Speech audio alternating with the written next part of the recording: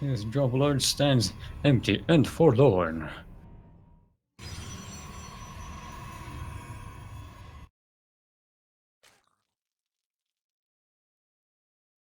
Light VIP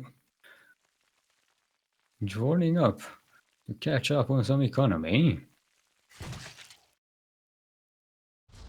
Dryad might be losing his advantage so far.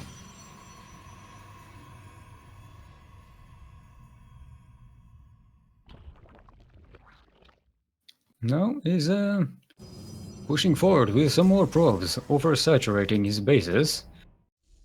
Probably, hopefully in preparation for expanding, because he does not want to let VIP catch up on economy. Light VIP loading up some Zerglings into this Dropper and also catching this expansion, hoping to deny it.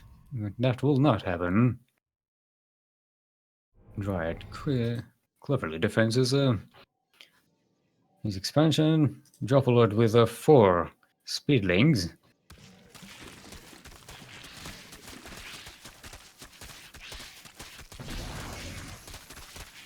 Shouldn't do too much damage, and Dryad recalling his army to the main base to defend against this.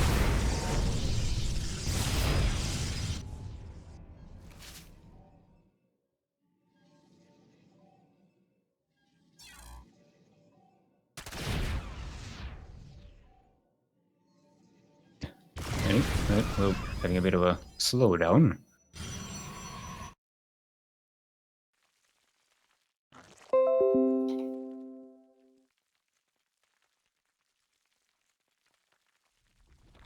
Light VIP morphing his Hydralisk then into a lurker then.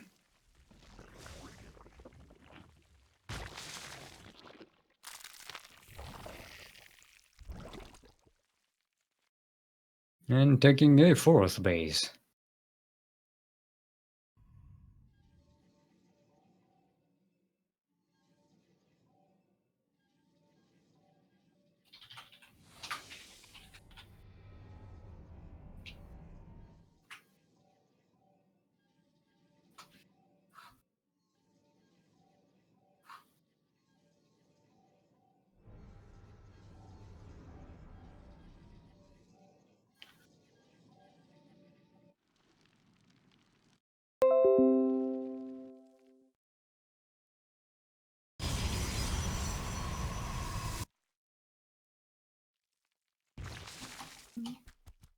How are we doing on upgrades?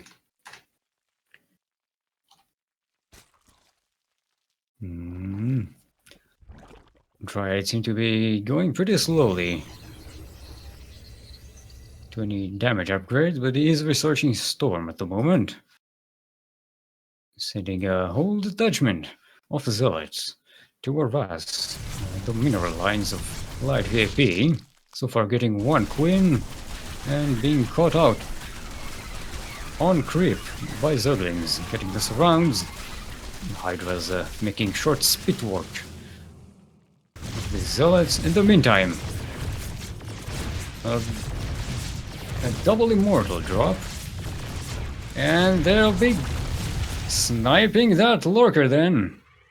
Some lurkers do get out, but deny that upgrade. That's a very, very good snipe to get. It is not a quick building to rebuild.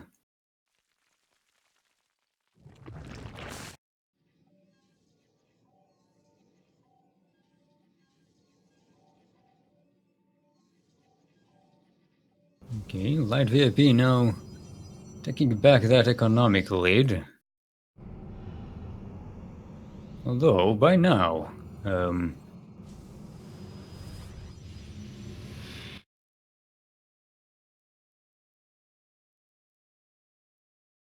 Dryad should have some decent advantage.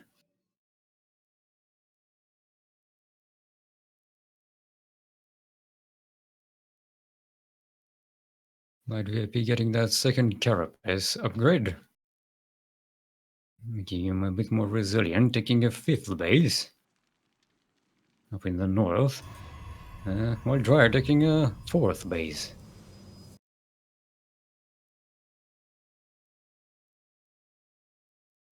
Both of them seems to be staying away from each other.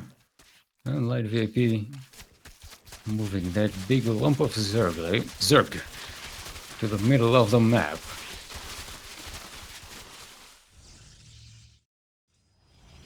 Setting out some overlords to get more information. In the meantime, Dryad denying Light VIP's 5th base. Light VIP now seeing Dryad's 4th base. And 5th base as well. I'm not sure he did see that. Yes, he sees this. He sees the pylon. Mineral field And depleted. both armies dangerously close to one The another. other guy is attacking you. That hardly seems fair. Poking and going away. Light VIP borrowing his lurkers in position.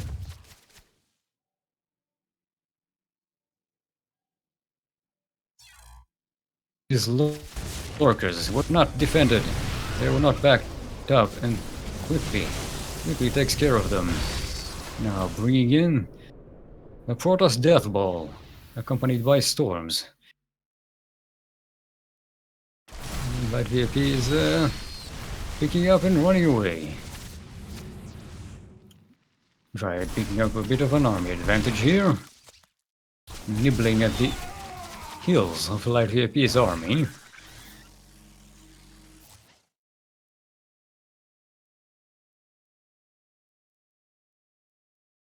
A bit of a skirmish up in the north. That doesn't seem like it's going to do much damage.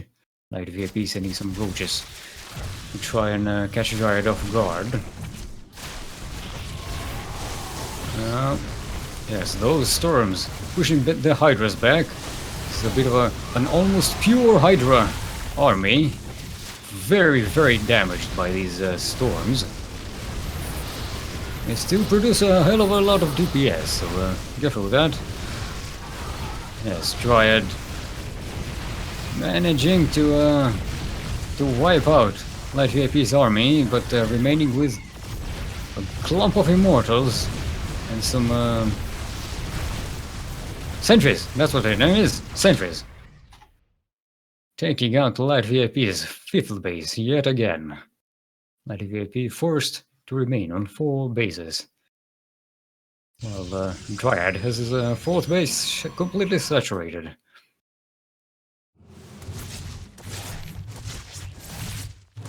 A bit of a DT harass here. Not getting too much done. Light VP was prepared with some spore crawlers and the other one, the spine crawlers. Yes, that's the one. Gold level casting here all the way. Yes, Dryad denying yet another 5th expansion. Back in the north base.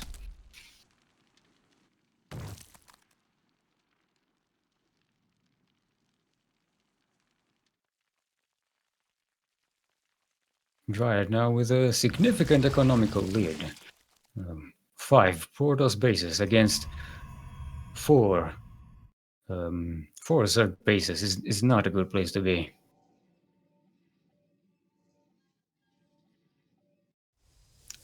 Well, Light VIP will try to deny this one. Sending some Hydralisks and a Lurker. And a whole bunch of army. The main army will join them. Looks like Dryad will push this attack. Will not accept a denial. He did lose some High Templars along the way. He still has these Lurkers here. I don't think he doesn't seem to have an observer in the area.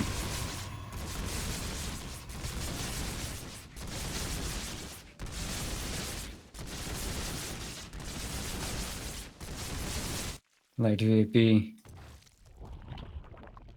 expanding to a 6th base and a 5th base.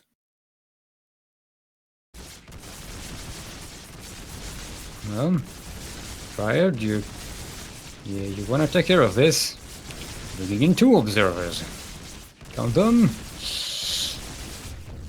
Nope. You cannot repair nexuses like a command center. It's a bit too late to take care of these. Good job, Light VIP. Taking care of Dryad's observers during that last battle. Getting an opening for this denial, but will it be enough? Light VIP currently with maximum upgrades for his ranged units. Now bringing in some ultralisks.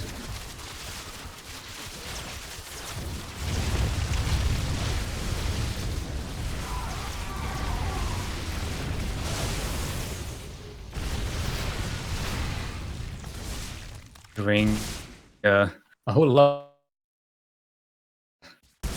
Yeah, they do make short work of it, but that 5th base is still denied. That's the important bit. Right now with a distinct worker disadvantage.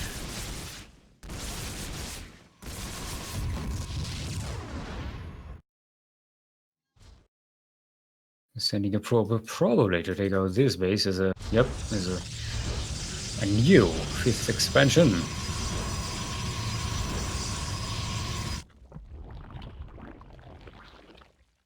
And Light VIP seems to have regained his advantage, both economically and militarily. Right, Triad bringing out these the mothership. Some carriers. Hopefully it will be enough. Light VIP does have observers with him. Letting the Hydras take care of the interceptors, but the Storm will take care of the Hydras. That big threatening clump of Protoss units. All the beefy ones still remain. They are very difficult to kill. Dryad rebuilding all of his interceptors.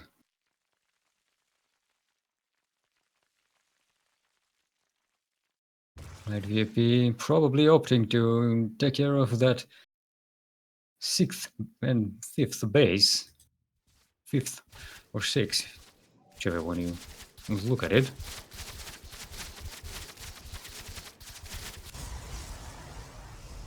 Yeah, looks like they're coming in just as it's being saturated. 30 probes are in the area. And, ooh, Dryad moving in right into the main base of Light VIP, the naturalist. Excuse me.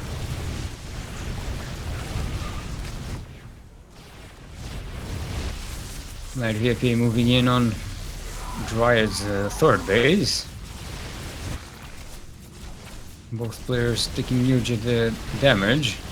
Dryad recalling his army and pretty much wiping out Light VIP's army. It's one trick the Protoss have that the Zerg do not. Can recall your main army back and defend against any kind of counterattack. So Light VIP is down to 2 mining bases. Only one of them is saturated, and that it's not even fully saturated. He's now taking an expansion down in the south base, trying to make up for some lost time. Dryad brings his army back to chew some more on the Zerg economy. by trying to sneak in a small attack force, trying to do some damage while this is happening. Will probably be far too little, far too late. Dryad taking yet another base. Have a full chance to take care of that Ultralisk cavern. Looks like he'll move along to take the hatcheries. Does not look good for light VAP. And Dryad is not defending at home. Looks like this is a full-on base trade. Both players' economies are down to pretty much nothing. Dryad still has a mining base here, and Light VAP has one mining base here. Other than that, they're just wiping each other's structures all along the map.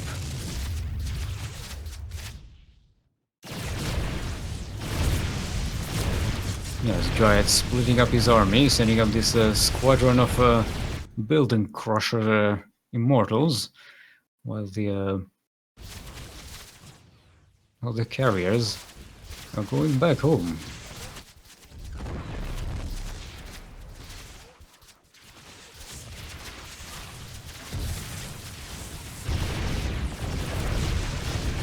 Yes.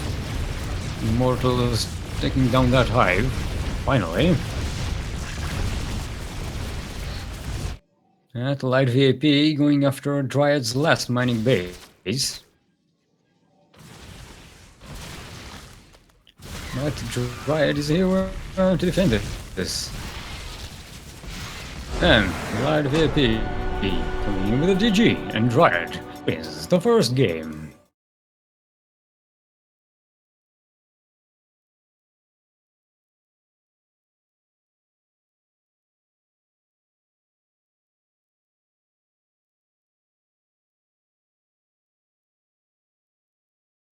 Yep. Mm-hmm. Okay.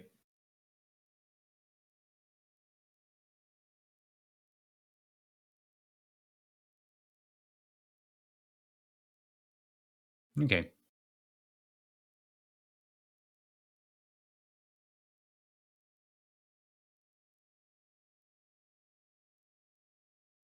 How's the string?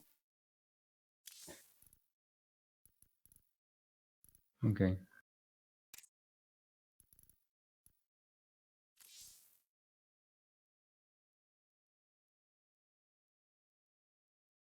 Mm-hmm.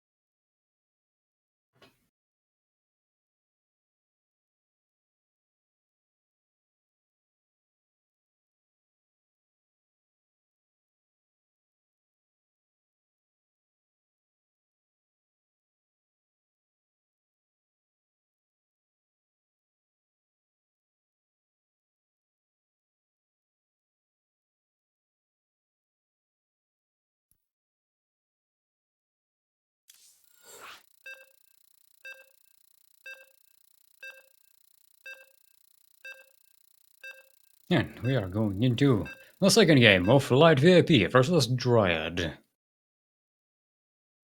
Which will be over on Odyssey LE.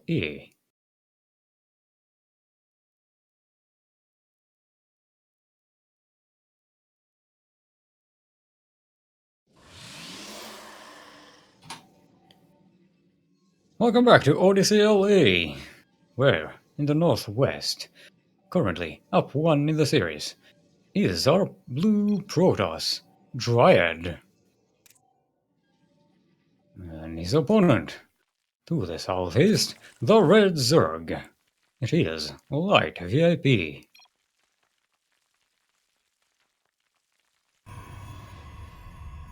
Right, starting out with that wall early on. And the sending is probe.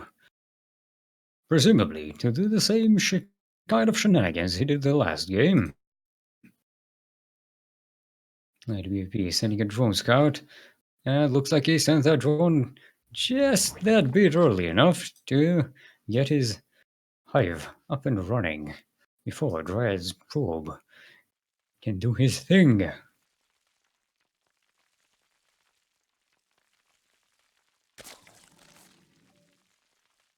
To steal some minerals? No, he did not steal some minerals. Good job, probe. Great day for ethics in gaming. You do not steal.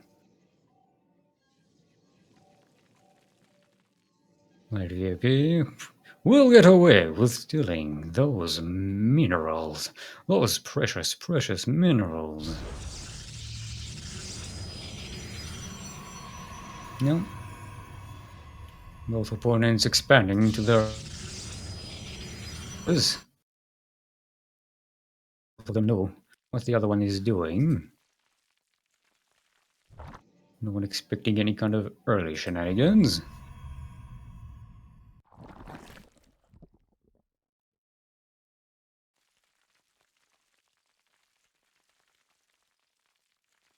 Active VIP with a spawning pool, setting up a force of lings to go and poke at Dryad's base. Dryad bringing up his adept to block that path.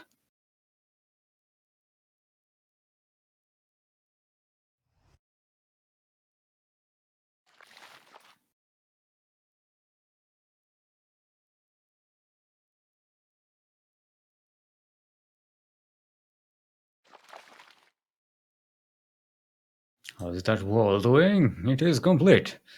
Complete with an adept gate. It's an adept model gate, which is an upgrade of the zealot model gate, which used to have a bit of a problem back in the old days. Back in the old days, we didn't have gates that shoot people. Our gates just stood around and waited for Zerglings to attack them. Right, VP setting up another overlord here. Will it be yet another attempt at dropper loading? Dryad this time. Setting up a starport right on the edge. You will see anything coming. There's a pylon there. Yep. A light VP morphing a dropper lord and timing it just as metabolic boost will be completed. And now he has 8. No, it's 7 speedlings. No, that's 6. Which is not 8 and not 7. Both of them scouting each other. That Oracle off to the Zerg base to do some damage. While at the same time, Dryad doesn't seem to be reacting at all to this bit of a drop. Looks like it caught him off guard, despite having full vision of it all. Few Zerglings here poking at the front desk of Dryad. And VP got 7 probes so far. That drop's still going. Looks like it forced those oracles back home. Using 4 Zergling probes. Well, that's 10 Zerglings. Using a lot of Zerglings now. But, yeah. Suppose that's what Zerglings are for, are they not? Well, that drop at the main base still going on. Those speedlings going in and out of Papa Overlord here. Safe up in the air.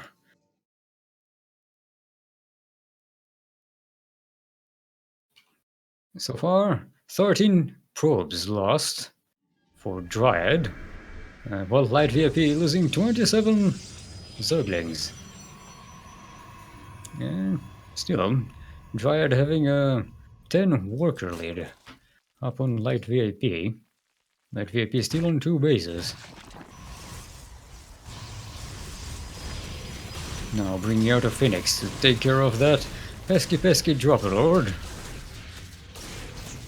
There's a Speedling.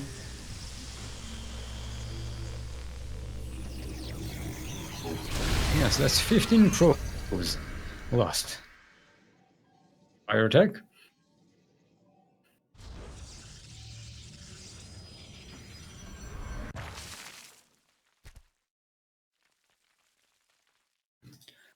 Bring out the Roach Warren. And the Hydralisk then. Now expanding to a 3rd base, but Dryad already bringing up a bit of a wing. A wing of oracles. What's the plural for oracles? An annoyance, probably. Yes, Dryad with a of oracles, denying Light VIP's 3rd base.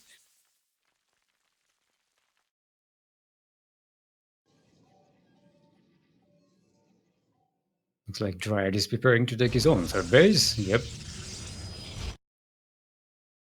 That annoyance of oracles. 13 kills on the... Yeah, 2 of these oracles have 13 kills each. That's an annoyance. That is. Light VIP attempting to take that 3rd base again. And Dryad again bringing his annoyance into play. This time, yes, opting to try and catch Light VIP's army of Zerglings before they can do any damage.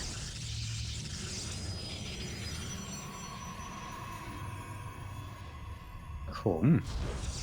They're not in position to take care of these Zerglings though.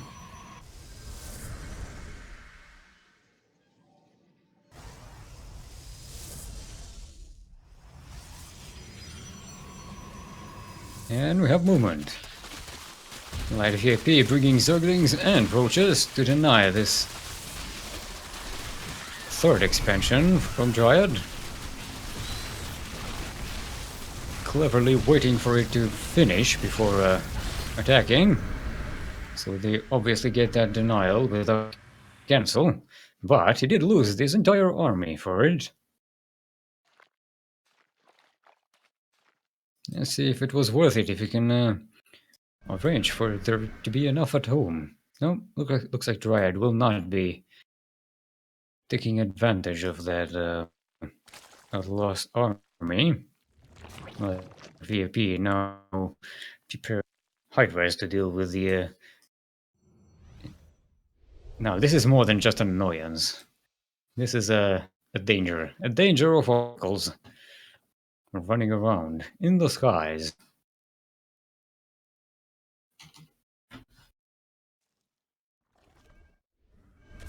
Light VIP prepared with some carapace upgrades.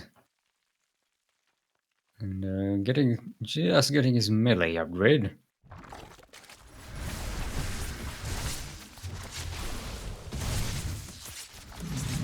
Not sure how much advantage it will give him, seeing as most of his units are ranged units. It's a bit of a shame.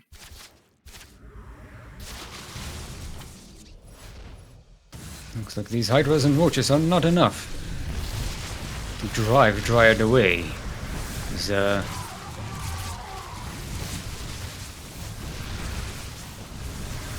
Yes, those Archons are definitely pushing in. The Hydra's taking care of the Oracles.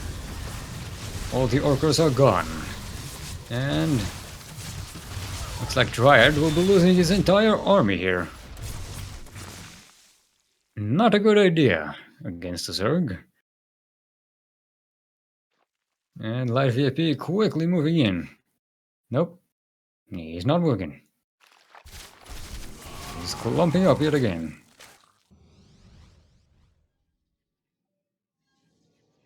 Tried finally saturating this third base. Also walling in with 5, count them, 5 gateways. Now preparing some zealots and very low energy high templars. They do have storm, but not a lot of energy. Except they'll have to run away or archon up. Yeah, they do squeeze a few storms out. Doesn't look like it's going to be enough, though. Light VIP still having a gigantic army advantage. Knocking out on Dryad's third base.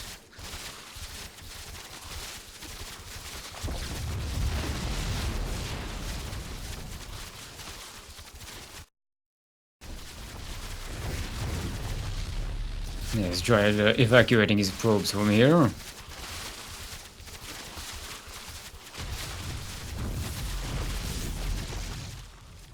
Now preparing yet another force of zealots and low energy high templars. They will not have a lot of storms in them.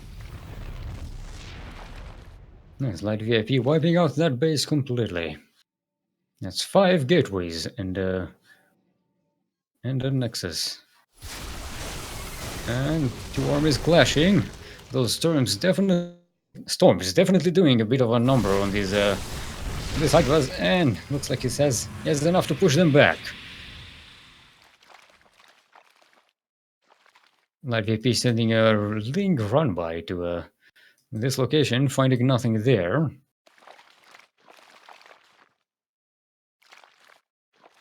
So far, Dryad losing much more in the game in terms of resources than Light VIP. Those Protoss units much more expensive and difficult to replenish and replace than Light VIP's cheap Zerg unit.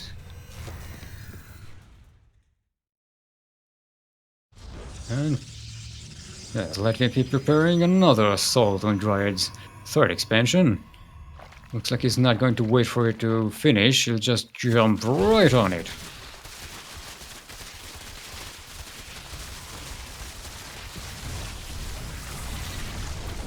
And getting the hell out of there.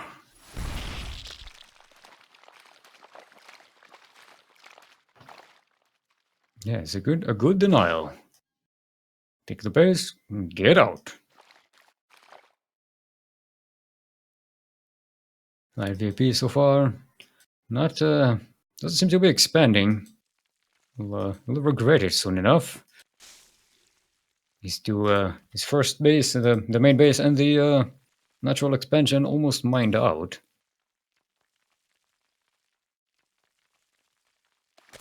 Yes, now he's setting up another not hive. It's not a hive. It's another same thing with a H in it. Hatchery. That's it. Not the gold base.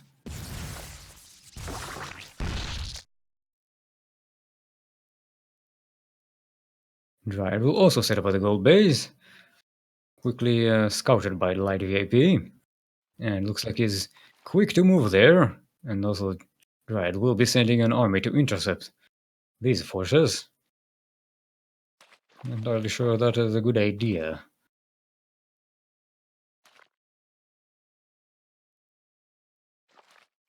Dryad mixing in some TTs in the army.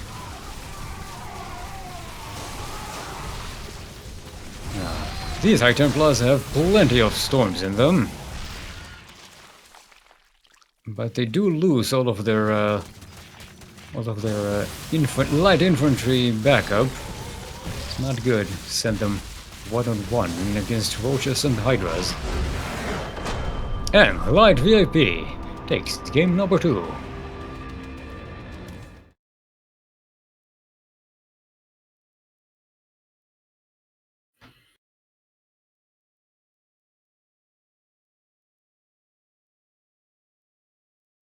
Well done, and we'll be going into game number 3 in this series.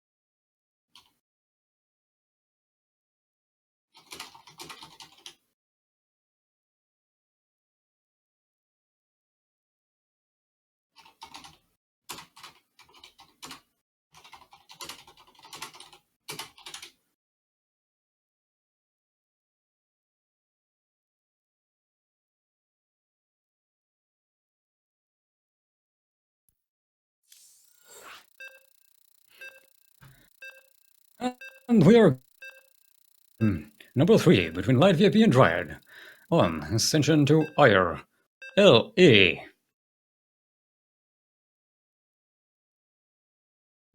Long, as far as I know, which I don't. And we have here, on game number 3 of this series, currently with 1 point to his name, a green Zerg Light VIP, and his opponent to the southeast. Currently, it is the Blue Protoss Dryad. Whoever wins this match, this game, map game thingy, will win the series.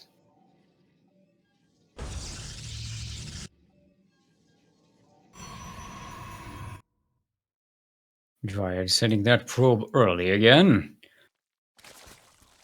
But Light VIP is up to his shenanigans. Will he? Yep, he managed it. Just in time. Planted that hatchery before that pesky probe gets in there. Pesky probe, but ethical.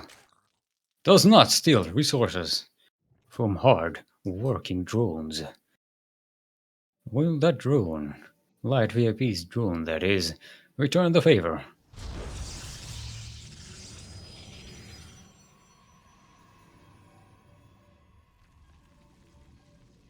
Nope, he will still. He will take the minerals. There's no ethics among Zergs. Yeah, both opponents going on for the natural expansion. Dryad keeping an eye on Light VIP's third base.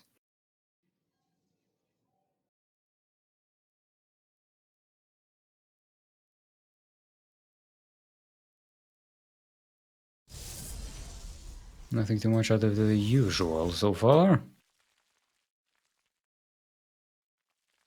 Light VIP preparing his usual 6 Zergling. Sort of a skirmish unit.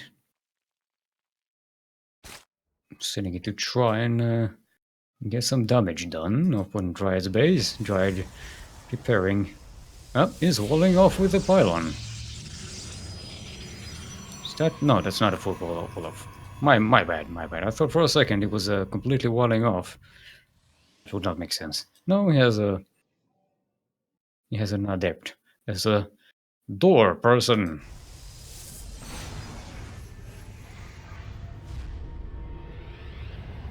Light VIP coming in, poking in, and getting out. Going into Papa Elevator over here.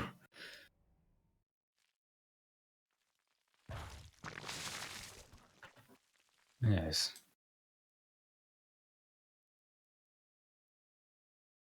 Looks like he's pushing for another elevator play. Dryad, yet again, should scout it pretty early. Hopefully this time it will react much faster. No, he's not morphing a Dropalord so far. He does have the Link Spirit complete. Yes, now he's morphing it.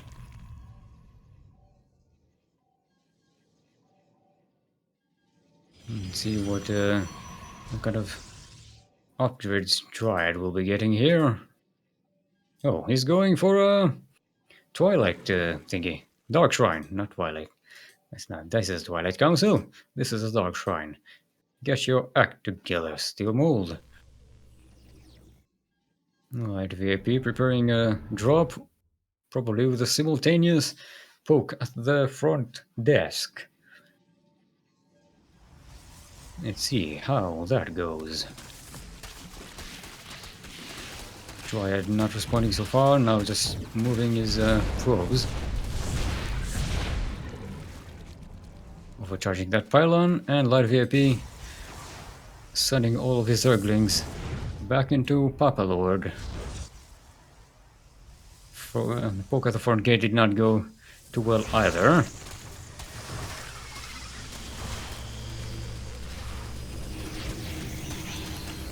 Sending those speedlings down into the natural to try and get some more probes. Now it's a double adept door. Not easy to take out for speedlings.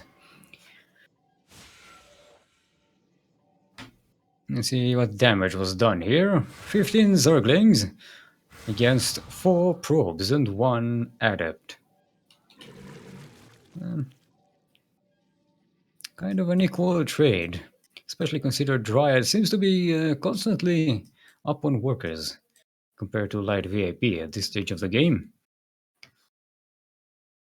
And now Dryad... wrong button. Why are we not following?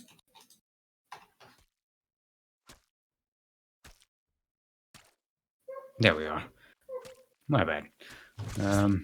Yes, chopping up some Dark Templars. Our spores. Ready for it. For this, accompanied with Spine and a clump of Queens. Yes, it almost losing that War Prism. Light VIP is still on 2 bases. Now morphing in some Overseers for extra detection. Dryad switching to a double Archon drop.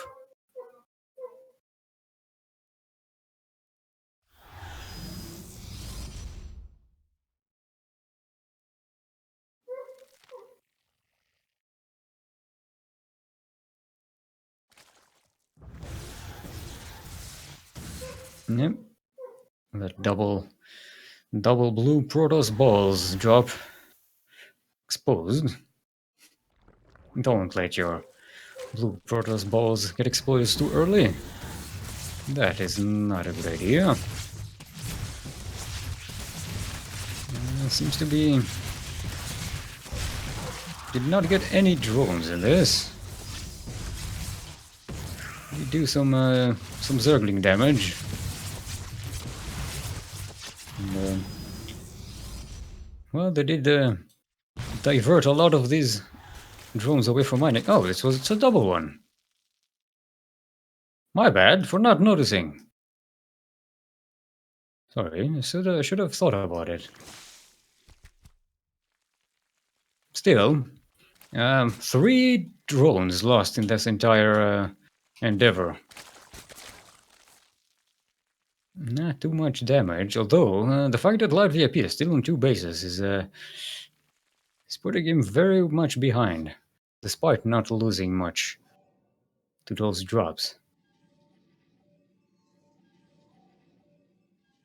Oh, he lost the 3rd base. I did not even notice that he had a 3rd base. This is Gold League casting for you. Shaking my head. Well, that Dryad is now on 3 bases. This one is getting more and more saturated. Ah, Light VIP opening for the Ninja base. Down at the bottom base location. Hoping that will be enough to make up for some much lost advancement.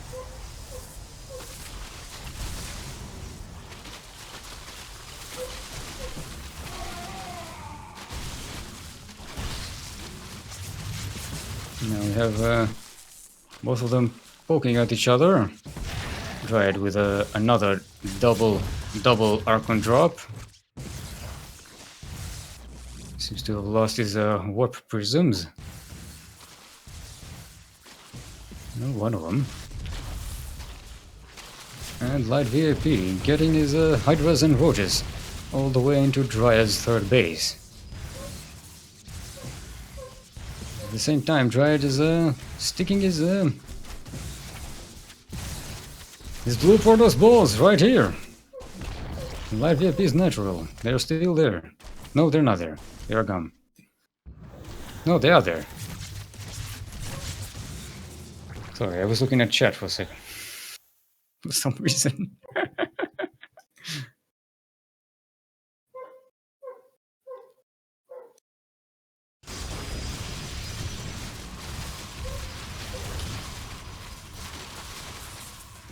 Light VIP right at the front gate of Dryad's base, sticking out that pylon, depowering a lot of these structures. Yeah, and Light VIP allowed to regain some momentum in this game. With the Ninja expansion and the 3rd expansion, he's now on 4 bases. While Dryad is slowly mining out his remaining resources and getting all of this production buildings lost. He still has a pretty strong clump of Protoss army here, but he's losing quite a bit.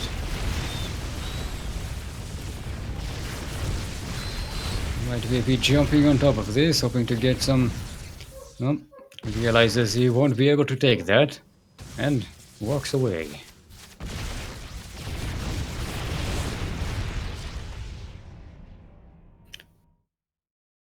Dryad must take advantage of this, his army advantage, and do some damage, because, as he doesn't know, Light VIP, if he doesn't do any damage, Light VIP will have this base saturated and mining pretty damn soon.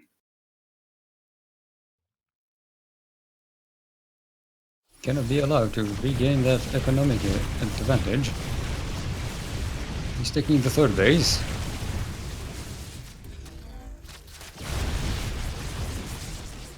He's backing off away from these lurkers.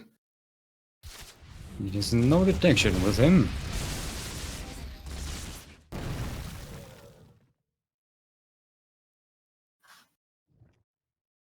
Yep, that was Observer Snipe. Might be doing a good job sniping observers so far.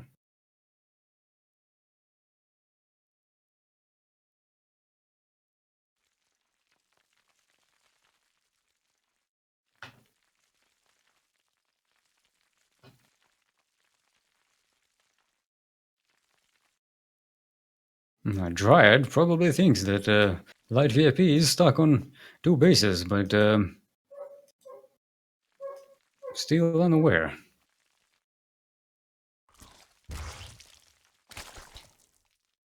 Still unaware that Light VIP is now saturating a 3rd base.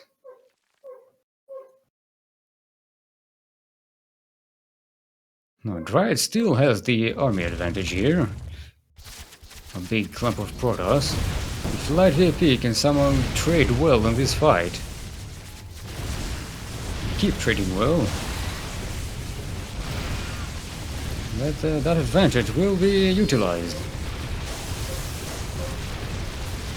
That line of Immortal. Ooh. That is not something you could take down very easily. Now jumping on top of Light VIP's tech buildings. Taking them out, and Light VIP with the GG. Taps out. And Dryad wins this series.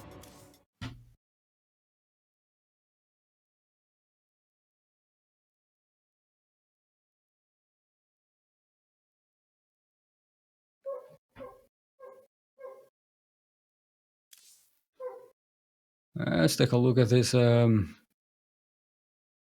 the bracket for now.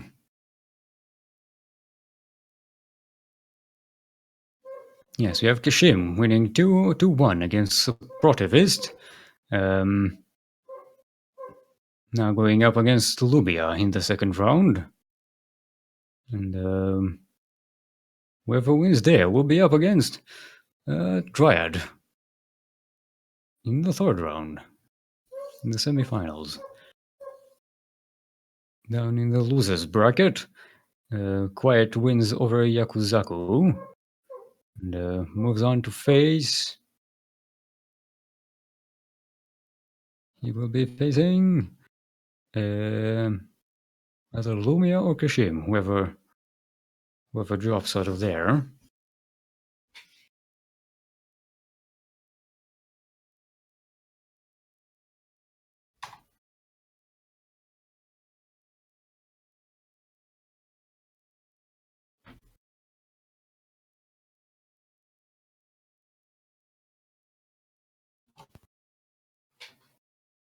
Looks like and here we are in the losers bracket.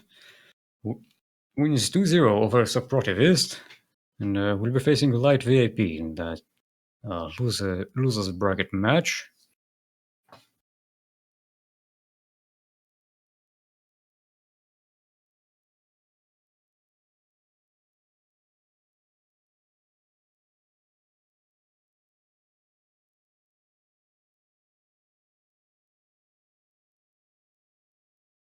And we have Kashim winning over Lumia 2-1. So we have in the semifinals, we have Kashim versus Dryad.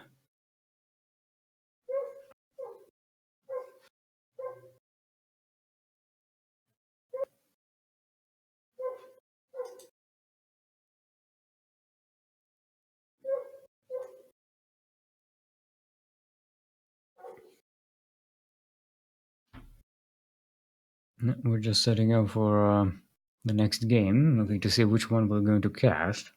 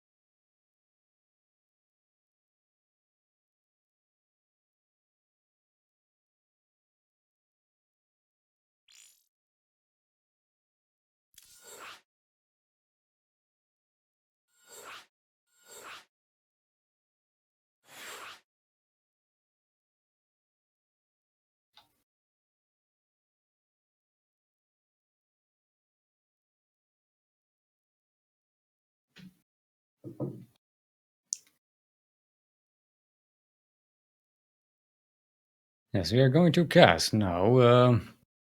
Kashim versus Dryad. Setting up the game now.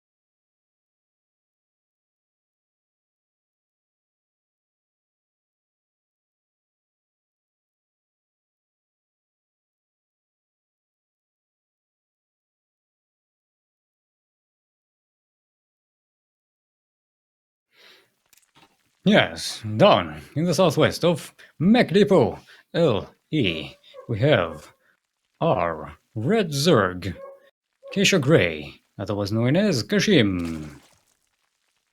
His opponent, to the northeast, the blue Protoss we've been following so far, it is Dryad.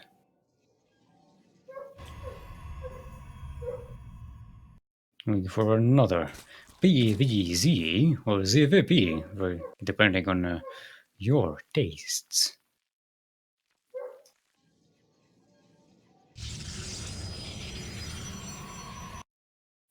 Try and setting an early probe scout.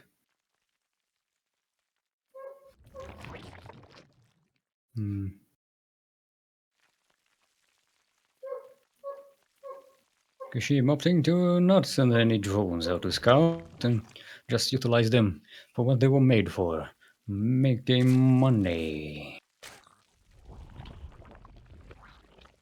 Dryad coming in, taking a bit of a look-see, and moving out.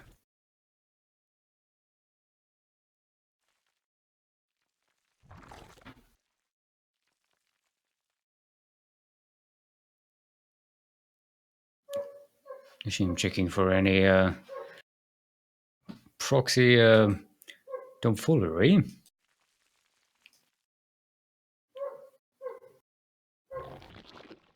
Always good to make sure that your opponent's probe did not accidentally leave a pylon behind. They have a tendency to do that sometimes. You see a probe, you look away, you look back, boom, pylon.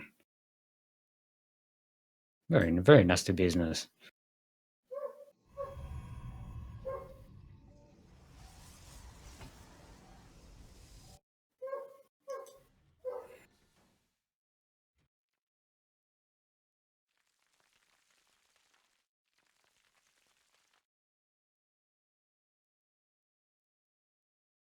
Now their opponent seems to be particularly in a hurry to do any damage to the other one. Kashim just now bringing out a couple of Zerglings.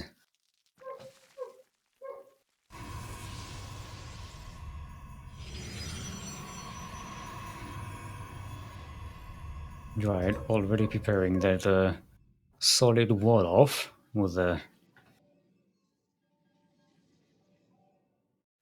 I was trying to mix the words adept and bouncer, and it didn't work in my brain, and then it just shut down. That's what happens. Gold level casting here at Steelmold. Yes, two slow Zerglings coming in. And one of them lost. Just before he was upgraded to Speedling. What a shame. What a shame. He was just about to get his wings, too. Yes, Kashim expanding to a third base. Not really getting up there in Zerg tech. Still on Zergling pool thingy. Yes, that's a technical term. Zergling pool thingy. And nice catch by Dryad. Catching that slow overlord. Not letting it scout anything here.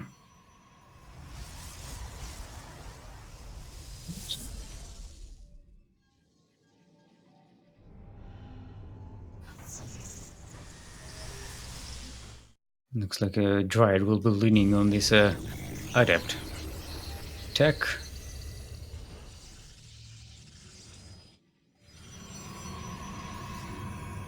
Yes, warping in a clump of Adepts. A gaggle of Adepts, if you may. And sending them out of the map. They've been scouted by this lone Zergling, who's probably left here exactly for that purpose.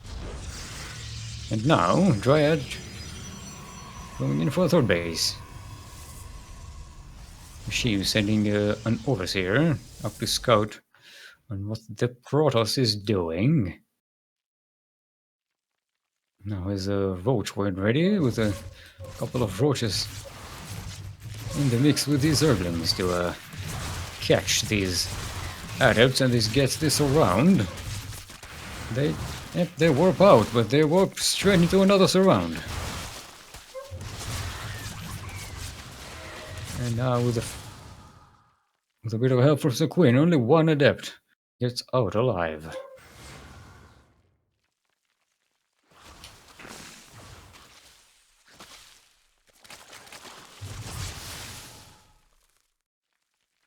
Not sure what Adept was thinking, but she did not do much.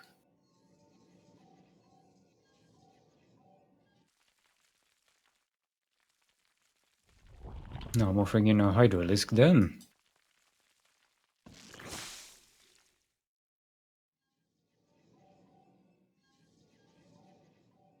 Well, Dryad is just getting Storm.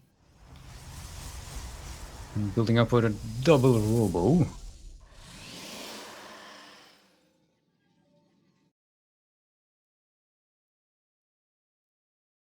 Now scouting around with a squadron of Stalkers.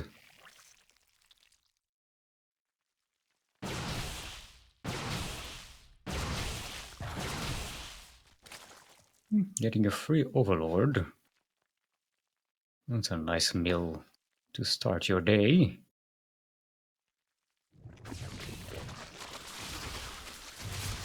Yes, he wants to see exactly what Kashim has, and now he does. This is the Lurkers, this is the Roaches and the Ravagers. He does not see any Hydras.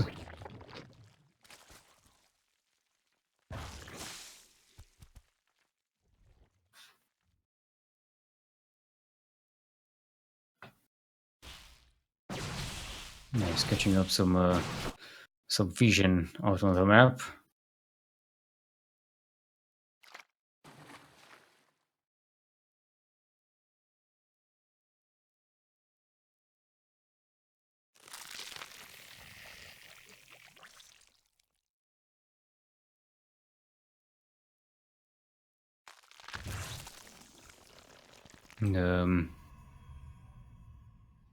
Looks like Kashim is going after Dryad's third base. Catching Dryad's army down on the ramp. Those Hydras getting rid of all the Zealots, but the Zealots have done their job. They've tanked all this damage for the Zerg army.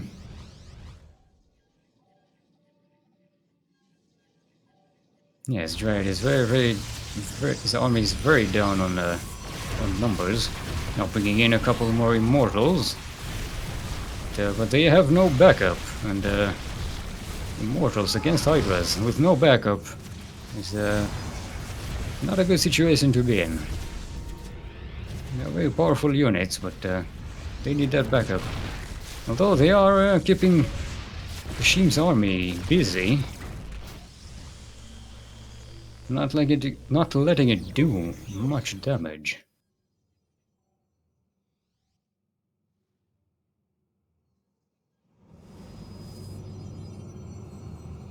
In the meanwhile, Kashim going up for a fourth base.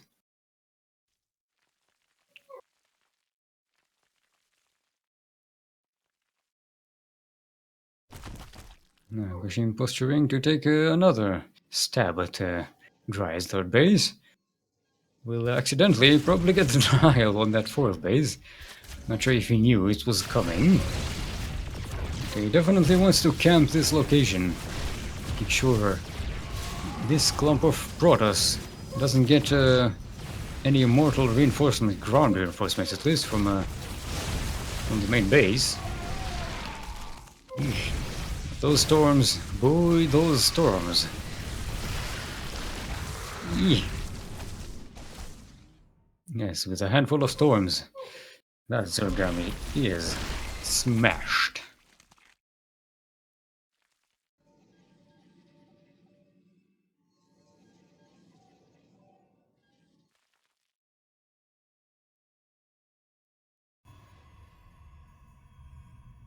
Yes, Kashim now building up another army.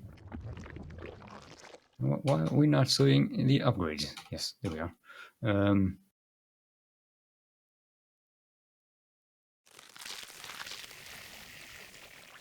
None of them seem to be going to any... No, actually, no, my bad. Was sleeping at the production tab. Kashim is going out for range damage and carapace upgrades. That will be done pretty damn soon. Dryad not going for any defense or offense upgrades. So far, at least. And he's building up, just finished his fleet beacon. Sending a bit of a zealot run by here. Doesn't seem to be catching much.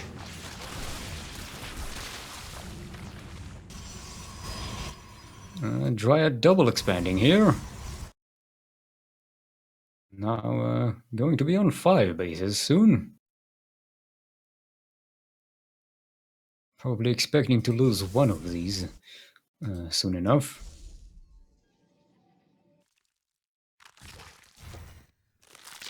And Kashim moving in with a mixed Zerg army, now with some Banelings and Zerglings mixed in. Sending a bit of a bait, trying to lure Dryad's army out of that base area, away from those pesky overcharged pylons. Didn't seem to matter much, he's still crushing it pretty well. Being careful not to overextend here. Yes, getting a bit of tech building damage with those Ravagers.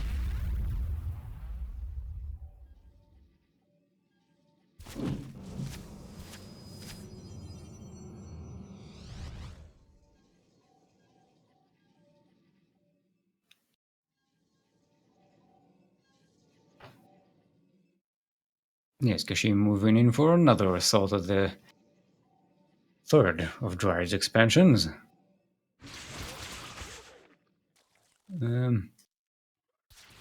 So far he's not aware of that 5th base. He only knows about the 4th one.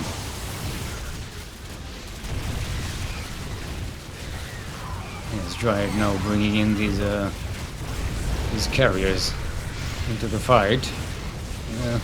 Too little too late, as it seems. Those Hydras know how to take care of these.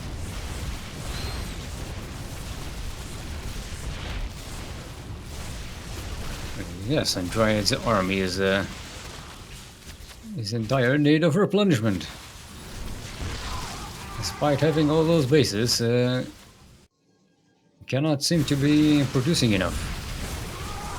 Yes, Protoss production is kind of slow. Despite them being able to warp in a bunch of units all at once, it's pretty damn limited, especially when you're counting air units and robo units. Now Kashim jumping over the 5th base.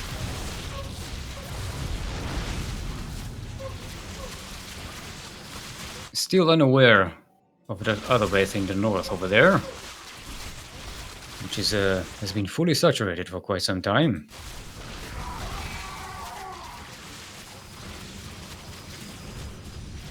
He keeps hanging on here and letting Dryad rebuild his army.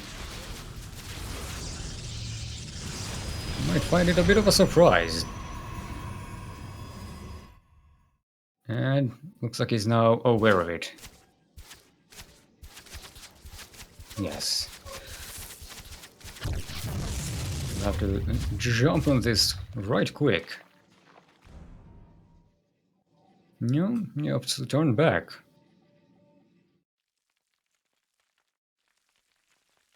Banking on his own extra base advantage.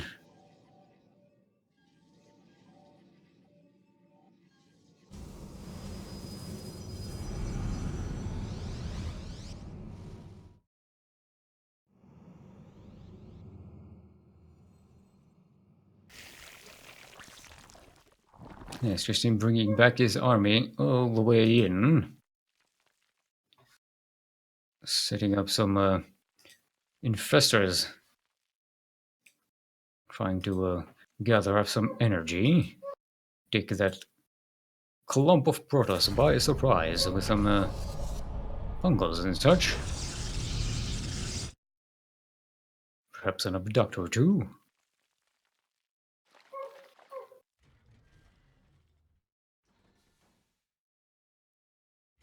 And is moving in. Looks like he's will be going for that 3rd base hit again. Those rocks are still there next to the 4th base. He's keeping his infestors far behind the army to show they don't get caught out.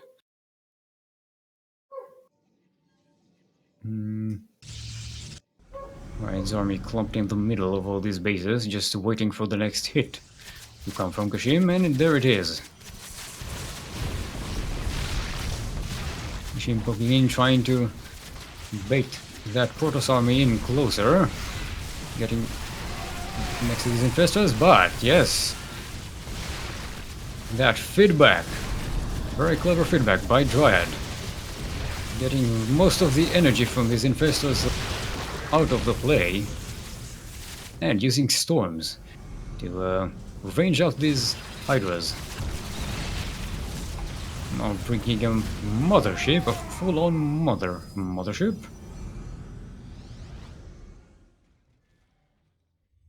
Kashim still has one overseer here with him. Better not let that die away.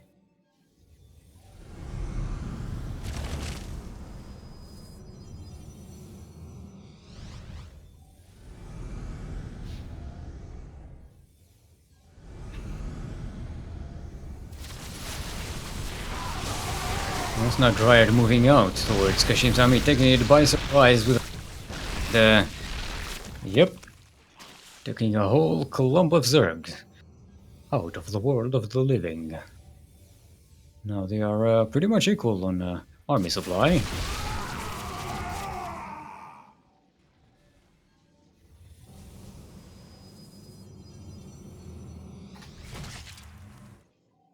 Kashim living is infestors borrowed over there. Dryad does not. Yes, now he's adding some detection to his forces. That's a good idea when dealing with infestors. You want to see where they are. Now posturing over these rocks, taking them down to jump on this 4th of Dryad's bases. The entire Protoss army is flanking it. And some very strong fungals on those zealots, but all of the infestors are down to feedback. Yes, Kashim losing all of his infestors to that feedback attack. Good eye on Dryad. Now moving into the Zerg base. Setting some DTs to make sure no more bases are taken in here. Any kinds of ninja shenanigans.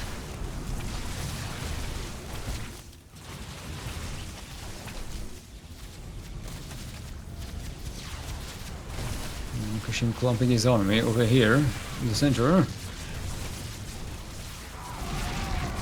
Can't quite penetrate into that Protoss army. Those storms are ranging those hydras out.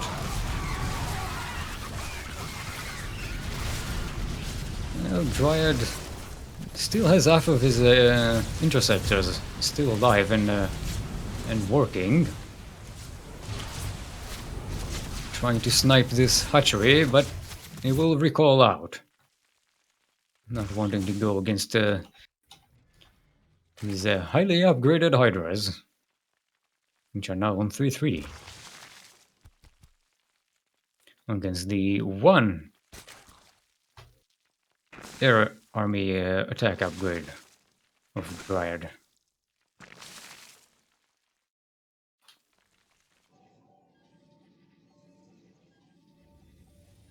Right now, long distance mining, trying to build that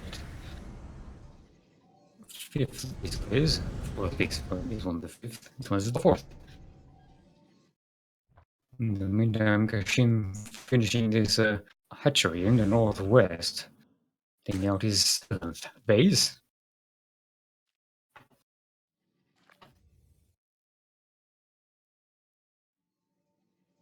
Sending some changelings to see what is up.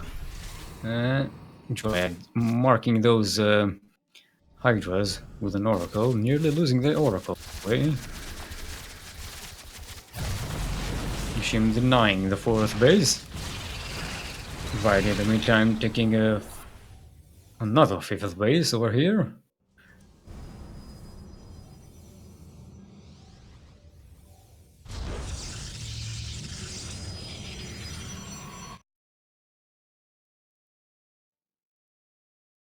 Dryad taking some DTs to scout around and see what Kashim has in the flanks. Cashing out this expansion.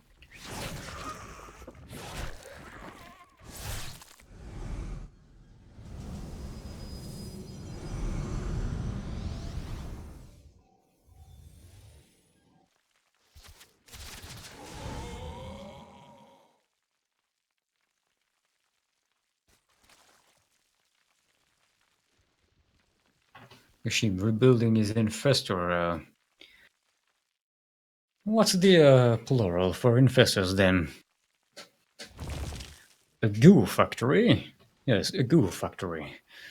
The goo factory of infestors.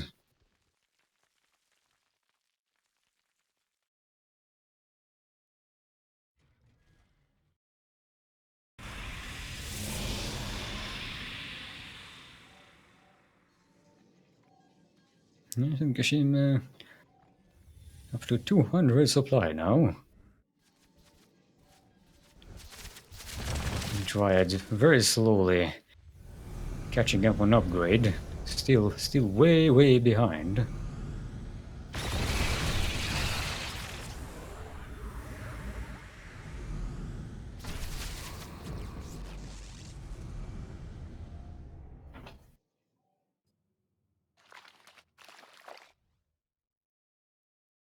Kashim very definitely keeping his infestors hidden and away from the army.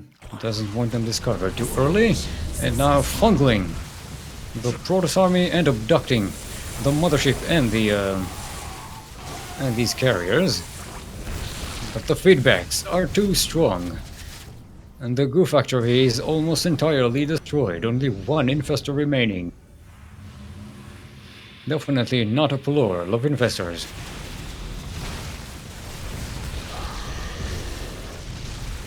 Dryad trying to push those hydralisks away. now that they have no infestor backup.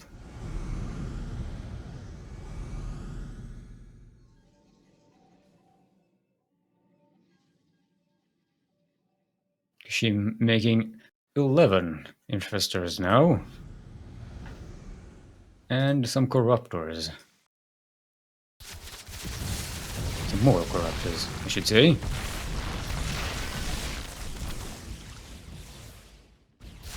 Yes, that Dryad pushing in with his army.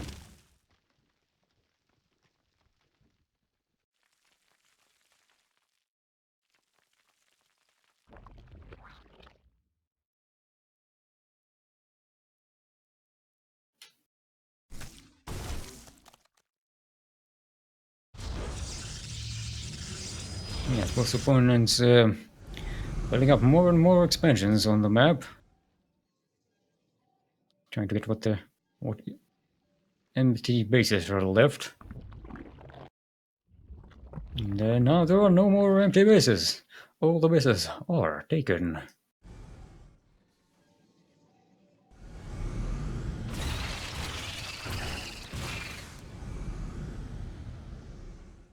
Now another goo factory of infestors is up on the map.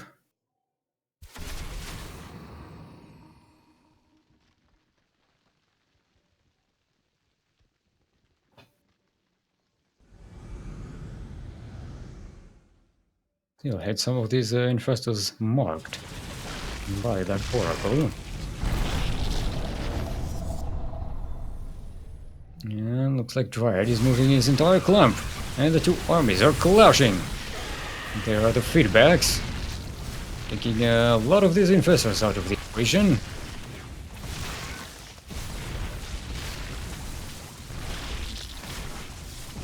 Still some fungals, and despite taking some of these infestors out, they're still down below the main Protoss air army, but they're not doing any damage. Even with the abducts and the fungals, there's just not enough. Not enough army for the Zerg to do any damage to this.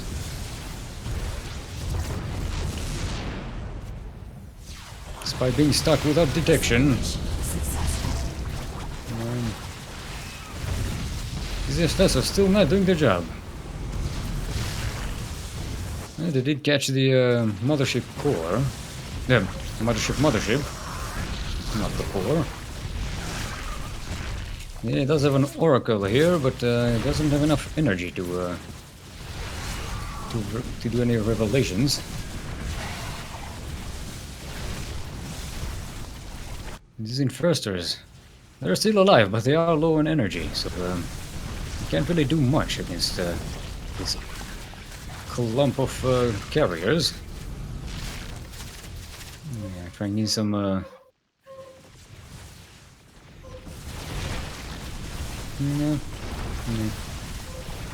looks like Dryad will be walking all over Kashim's bases. Yep, and we have the GG. Dryad takes game number 1.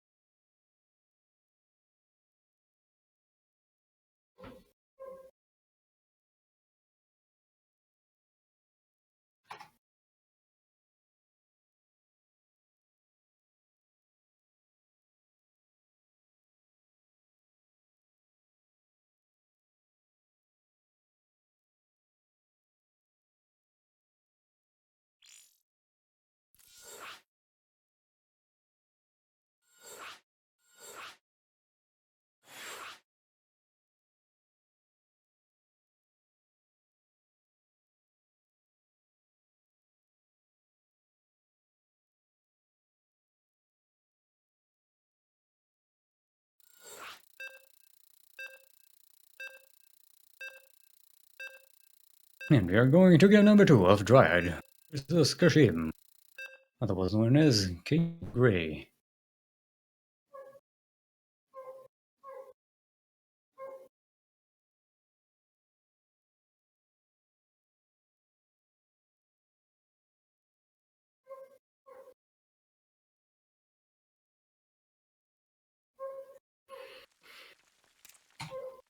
Welcome to Ascension to Warrior, where, to the southeast, we have our Red Zerg, Keisha Grey, otherwise known as Kashim, and his opponent, to the northeast, retaking his homeworld. The Blue Protoss, currently up 1 in the series. It is Dryad.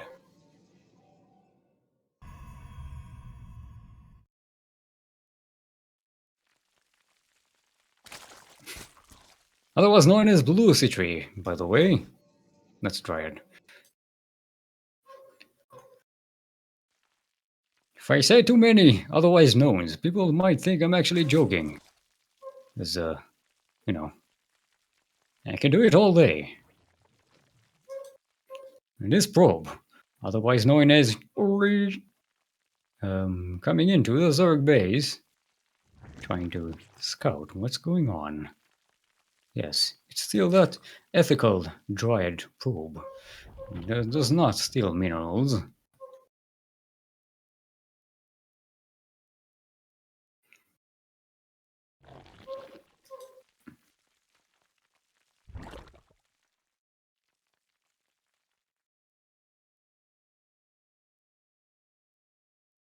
Kashim checking up that that probe did not leave any presents behind. That probe is hanging out in a suspicious location. Whether it's hanging out there to proxy something or whether it's hanging out to have a look-see at Kashim's advancements is yet to be seen.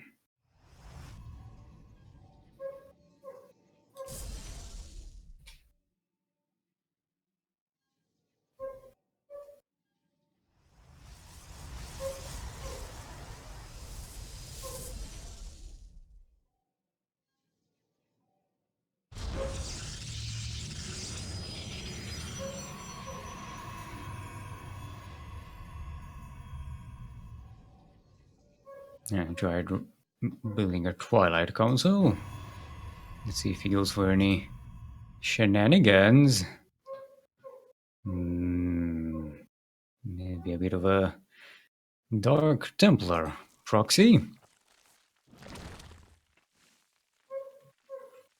Kashim setting up Speed Zerglings here. He likes to take that third expansion right quick. Let's see if he does that.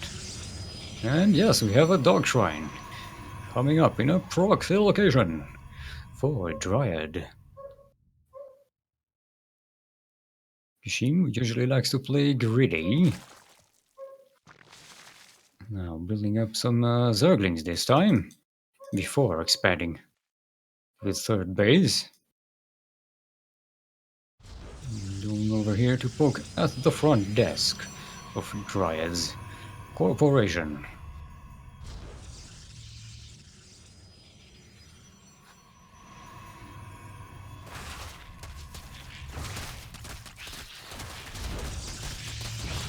Yes, Dryad blocking off any access with a couple of extra gateways. And some more pylons. Still getting nothing out of that DT proxy. Yes, Kashim definitely getting the drop on Dryad, who expected an early expand. Instead, gets an early clump of Zerglings. And they're pushing in. They are in the natural and they're moving straight to the main base. Going to get a whole lot of probes for this. 17 probes killed so far.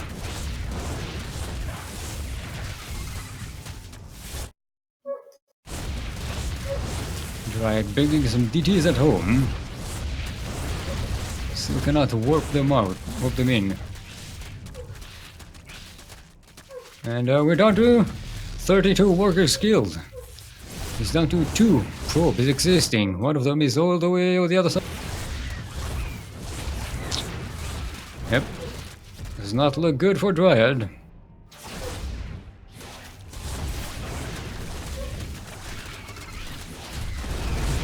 Yes, Kashim with the blind react to that DT proxy, and is expanding to a third base behind this. Come along, Dryad. It's a bit of a, you know, it's a bit of a lost cause, if you ask me.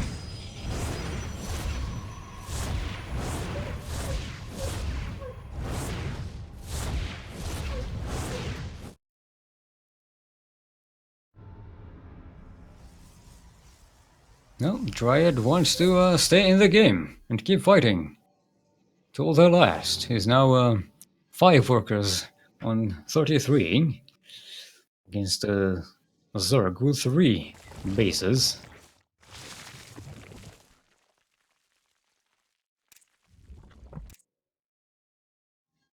Kashim should know that there's a proxy dark shrine somewhere out there on the map. Definitely did not discover it yet, but the fact that he did not see any at the main base should be telling. Sending a lone Dark Templar against Kashim. He's already dropping a Spore Crawler.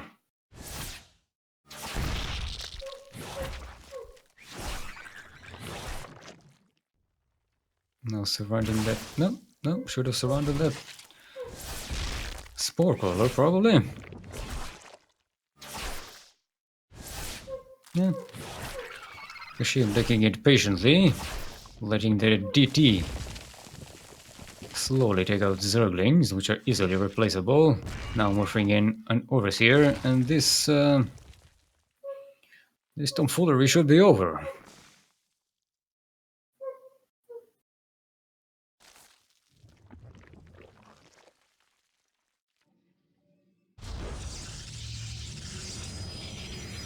Well, Dryad rebuilding is one remaining base.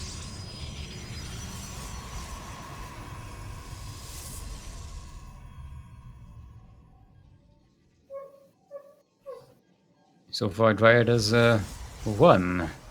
Count them, one Dark Templar out on the map, and one Mothership core.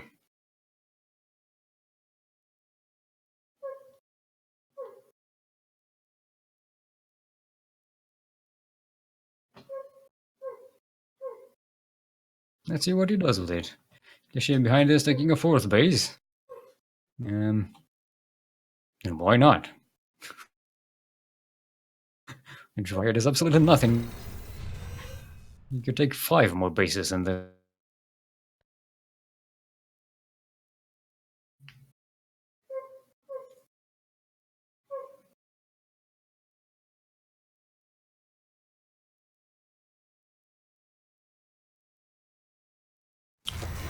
Well.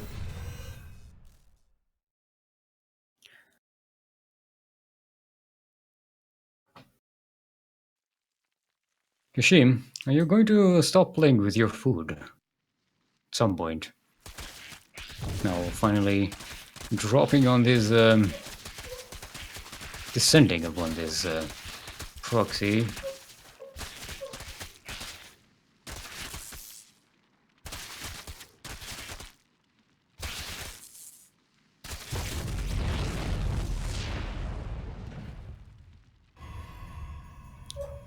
Dryad retaking his main base.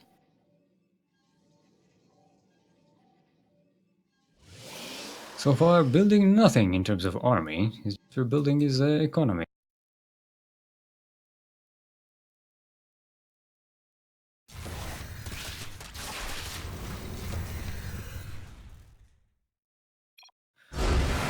Yeah. I figure it's about time. And Kashim takes the second game out of 3. We now 1-1 against Dryad.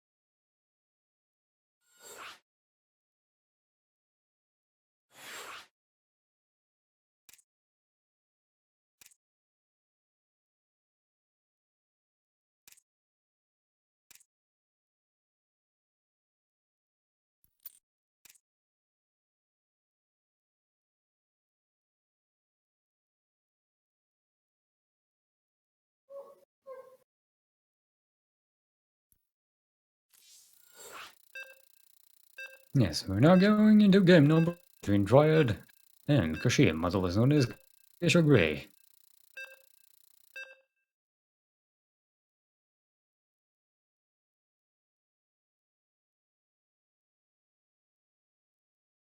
And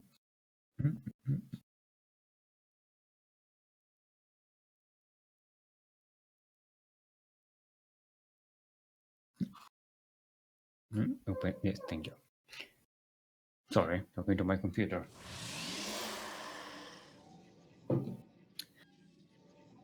welcome to Acolyte LE, where to the southwest we have our red Protoss. Currently, with 1 point in the series, it is Dryad. And his opponent to the northeast, currently with 1 point to his name in the series, it is Geisha Grey, otherwise known as Kashim. And Dryad, otherwise known as Blue something. I forgot. Sorry, sue me. Gold League casting here at Steelmold. Right, sending his early probe yet again. Trying to see what's up with Kashim.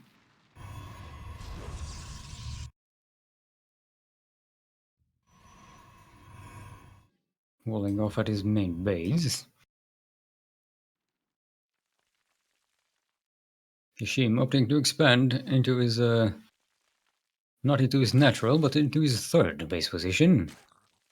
Instead of the pocket natural. Let's see if Dryad tries anything here.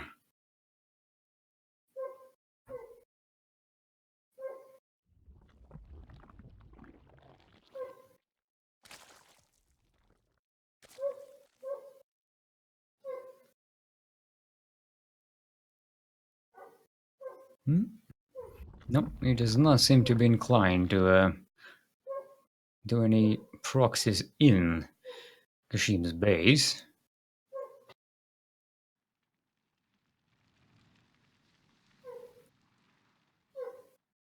Huh? Looks like he's working up another proxy here. Will he try the same trick again? This time against a Kashim which expands early. Though, you know, expanding early in Acolyte is not all that unusual. It's pretty much standard. Yes, it's a proxy target this time. Now expanding into his pocket natural. Dryad is. That is.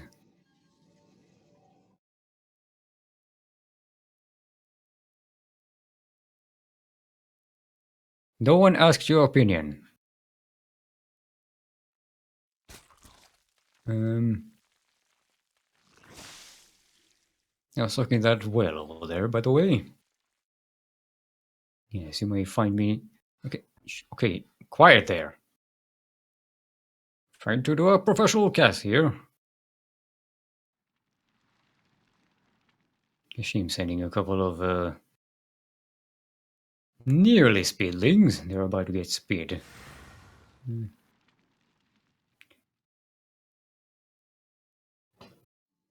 Triad sending his adept in turn to the Zerg base. See what's there. Losing a Zergling here to a probe uprising. And now it's a speedling. He's starting to harass here. Dryad trying to get something with this adept. This gets 1 drone, 2 drones. So far 6 drones. Oh, he also has the Oracle. Even I forgot about the Oracle. Gets 9 drones in all for an Oracle and an Adept. Not sure if we should have lost that Oracle. Quiet down there.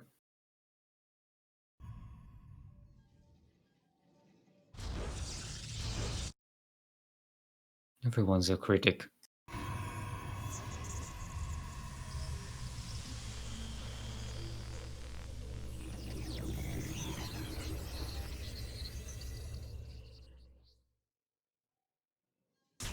Yep, we have another Oracle here, taking out a Queen. And some Lara.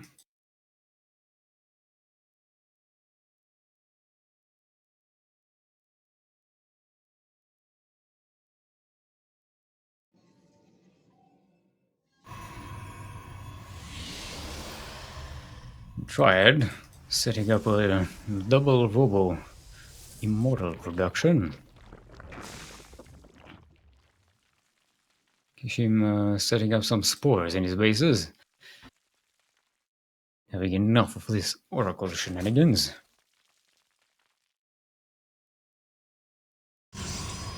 Still unaware of that Starbase proxy. That you can be certain of, at least. And Kashim witnessing these immortals coming out. Now he knows what he's up against.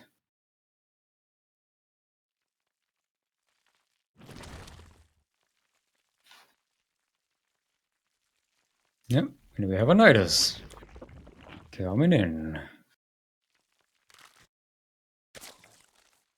Looks like he's marching some queens.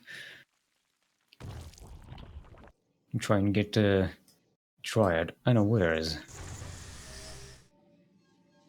Just as though he's setting up to take this. Well, it could be here as well. This is a much better blind spot. Yes.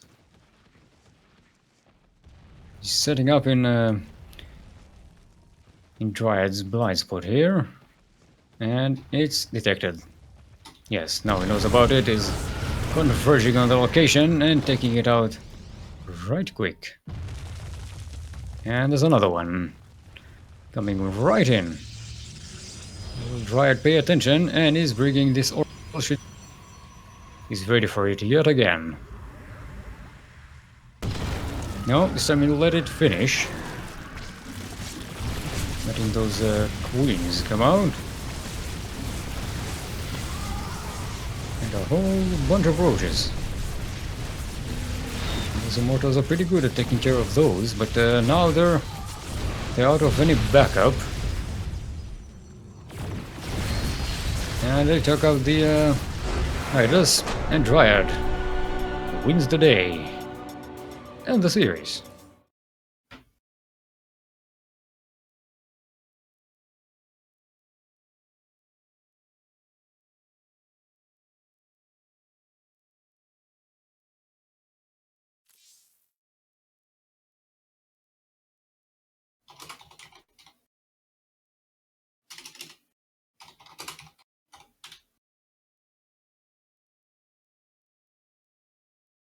And take a 1 minute break and then we'll be back with some more of the Sea Duckling Open as we continue into our to see who will take Dryad in the finals.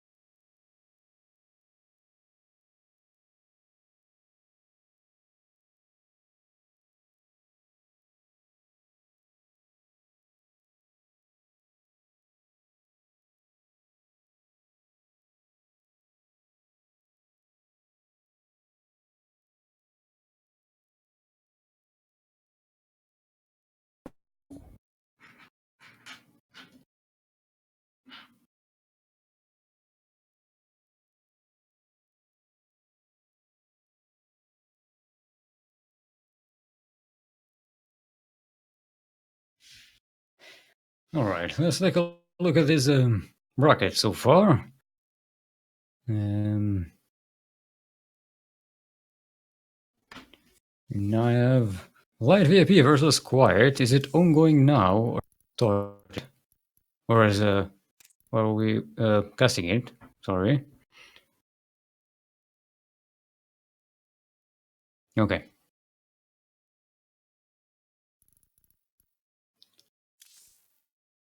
Okay, so we're going to Light VIP versus Quiet to see who will face Kashim in the losers bracket finals. To see who will face Dryad in the finals.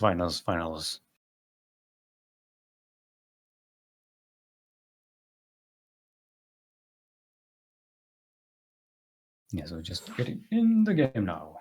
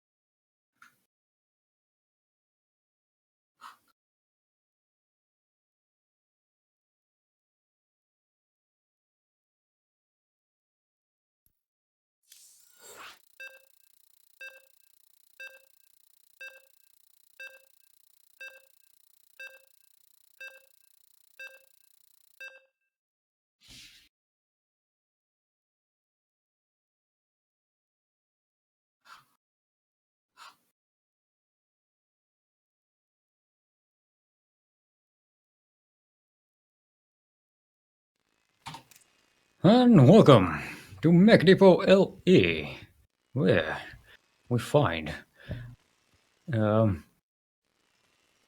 contestants in the losers bracket trying to retake their place in this tournament. To the northeast, we have the red terrain. It is quiet. And in the southwest, oh, green Zerg. It is light VIP.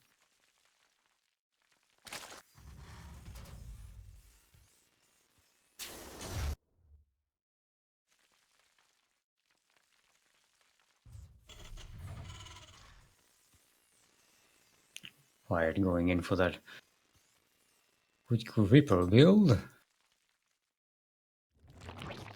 Light VIP expanding quickly.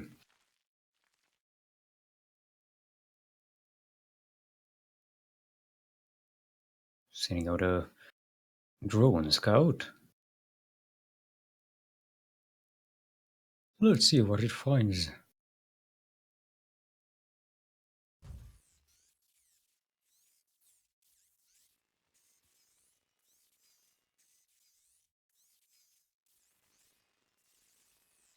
Not bothering to harass the barracks building SCV. Going to be stealing some minerals and moving right on out. So run quickly before that Reaper comes out. Sees the expansion going down.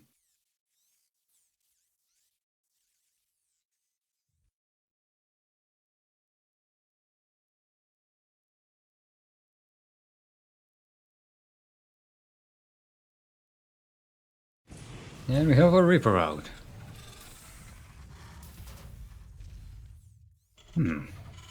Quiet going in for a quick factory. Before anything else.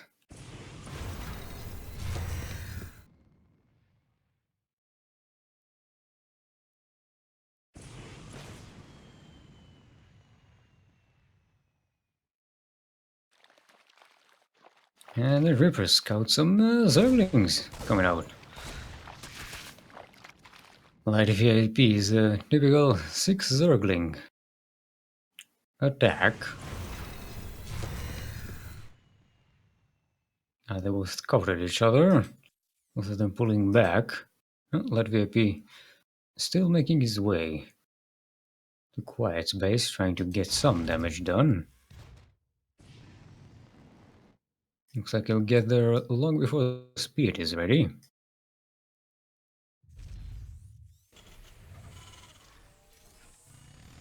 Quiet starting that wall of the natural, now bringing some Hellions. Make sure these Zerglings aren't too much trouble, but they get the surround on the river. They lost the Reaper. That's a shame.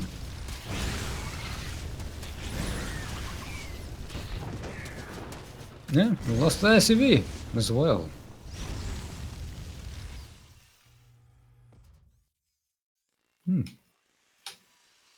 So far, not too much damage done, but it's annoying enough to lose your Reaper to a bunch of Zerglings that way. Quiet patrolling the cliffs, making sure he's not taken by surprise by another one of Light VIP's favorite tactics. The Elevator Lord. Will we see them? They pass each other. Yes, quiet spot. These speedlings running. Should be able to take care of them quite easily.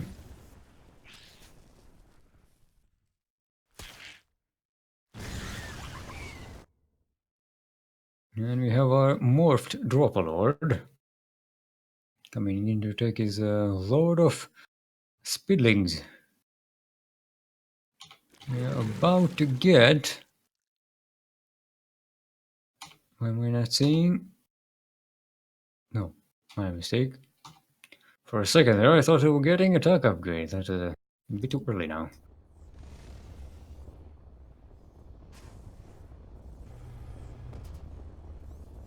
And they're dropping.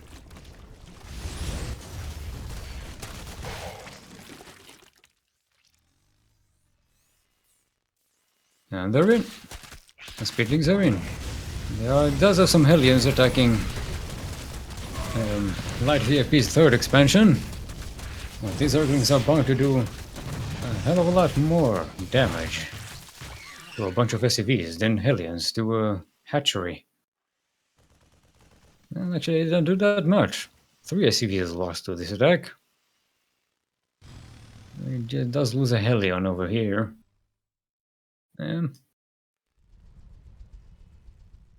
So far, neither player does too much damage.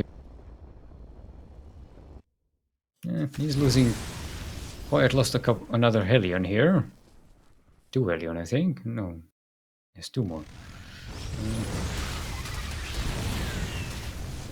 Also lost a Banshee in this affair.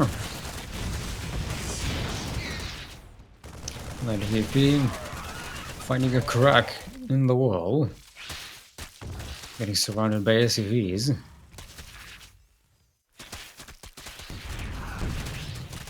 Quiet bringing his SCVs back.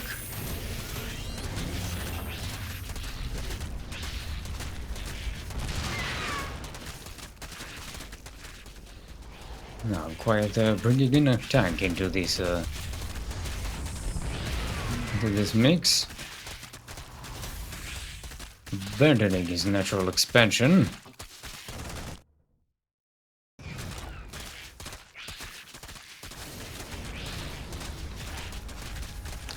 Setting up that siege tank on the cliff. Making sure the Ducklings are not going to get anywhere near this base. But he still needs to do something to punch out of this location. Bringing in Liberators 2 at a time.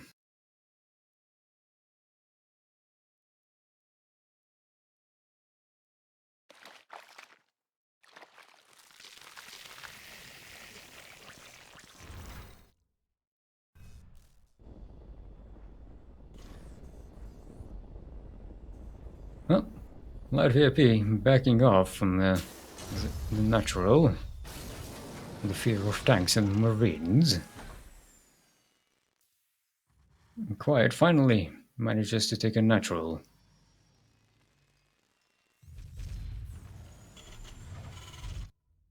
Light VIP diligently looking around the entire map, trying to find any kind of proxy tomfoolery.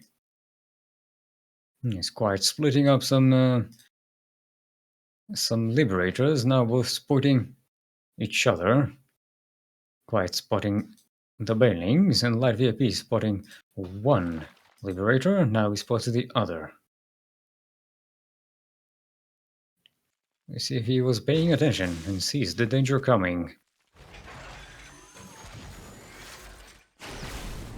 One liberator sets up, takes up some drones, a Queen, and now we'll have to move.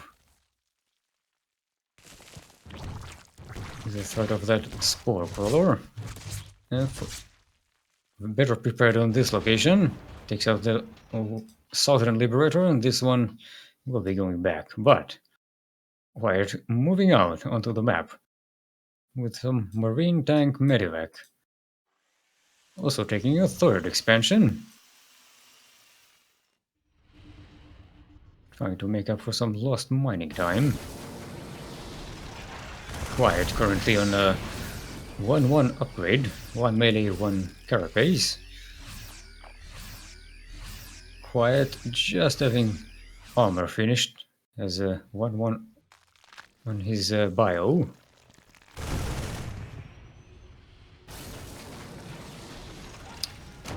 Frog leaping with these tanks and Light VIP jumping on top of it.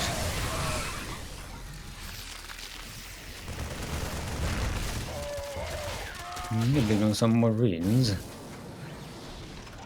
Yes, he's lost quite a bit here. Quiet losing 2 of his tanks and many of his Marines. But turrets are good in production, if nothing else. Now holding off the 3rd base position. Light VIP sending out overlords to scout what's ahead. And he definitely sees what's coming and is prepared, is jumping off creep.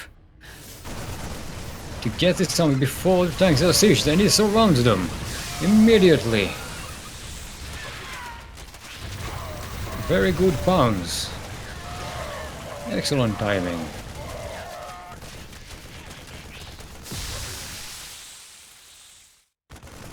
And now, Quiet finds himself without an army. And VIP takes game number 1.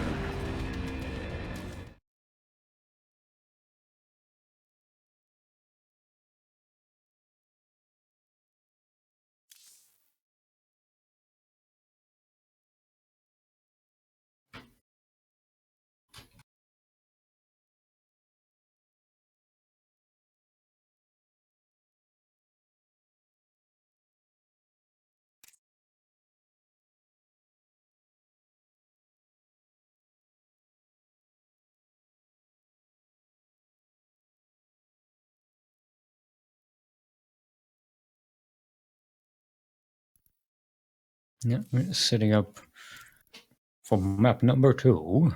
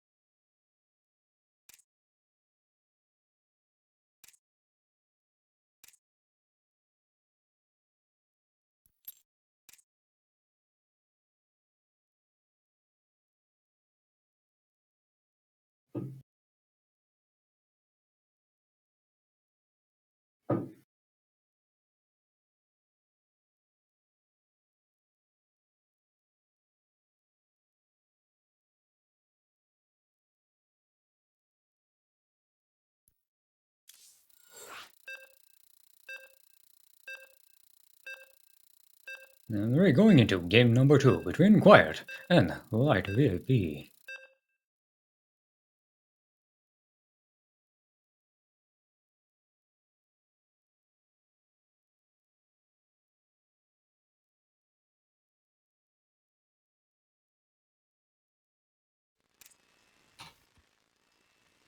And we find ourselves on the ascension to Ire, where in the northwest we have our red Terran. It is Quiet. And in the southeast we find our green Zerg, currently up 1 in this series. It is Light VIP. The green Zerg, in case I haven't mentioned it.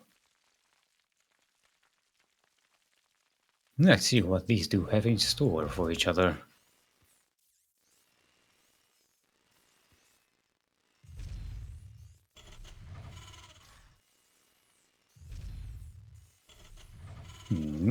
Quite setting up a typical early Reaper.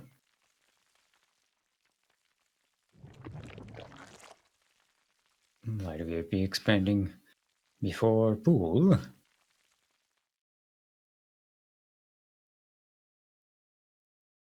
Pretty much the same strategies we saw in the beginning of the last game.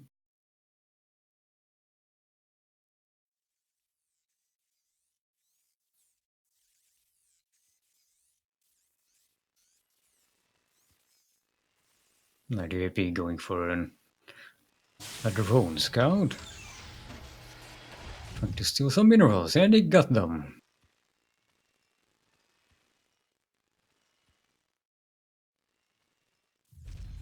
Yep.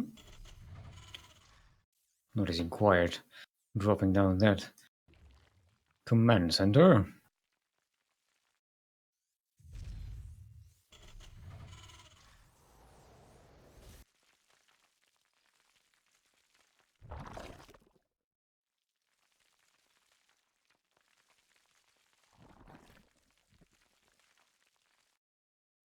And the Ripper is on the way to see what's what with our green Zerg. Light VP preparing is a typical six-link opening. The welcoming committee trying to sneak them out before the Reaper comes out. He catches them. This time, not getting a kill. And backing away to wait for a better opportunity. IVP chasing after that Reaper. Things still far away from having speed. Yeah. We find it very difficult to catch that Reaper unawares.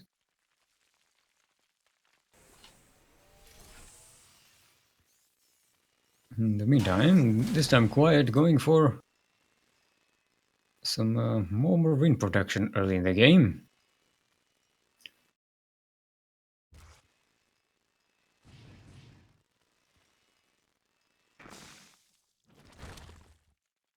Knowing that Light VIP likes his speedling operations.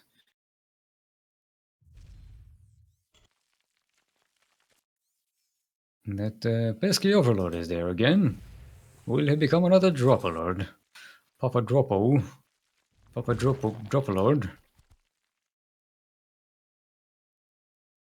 Let's see where Light VP is going with these Zerglings. While Quiet is moving in with his again.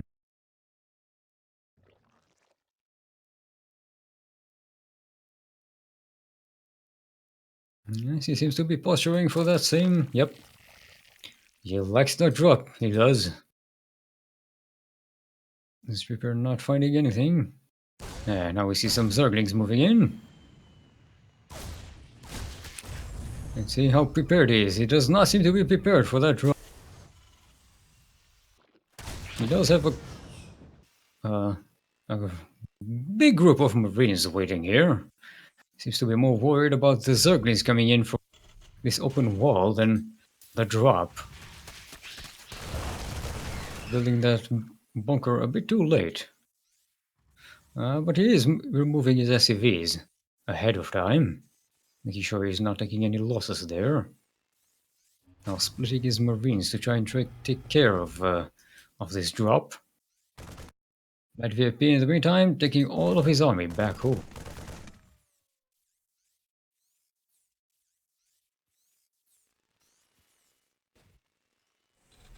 Well, and that's the power of Marines. Even when they're not prepared, they still come to everything. Well, Quiet now with 2 full medivacs, full of steam Marines, ready to move and get some damage done on the Zerg side of the map. Light VIP is about to feel that pressure. Preparing some banelings to meet our good old Marines as they come in.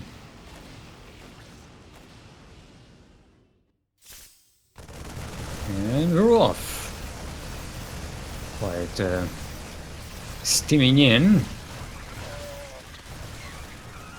Tiger stepping, getting a lot of the Zerglings out of the way. And decent connect there, taking out half of the Marine force. Down from 2 full medivacs to 1 full medivac. He does have some more medivacs coming in the way. Dropping these Marines. It's helpful if the medivacs are with the Marines to help them, yes. Now scanning to get rid of some script spread. Always an annoying thing to every Zerg.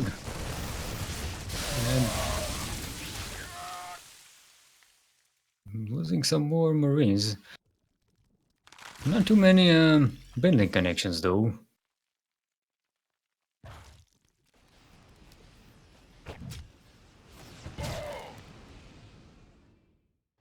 What was that guy doing?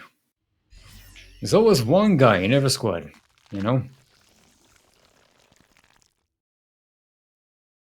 Now bringing some tanks along the way. Still keeping a bunker at home.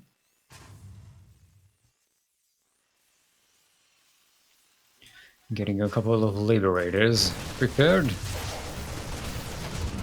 Still, this drop's not doing all too much damage so far.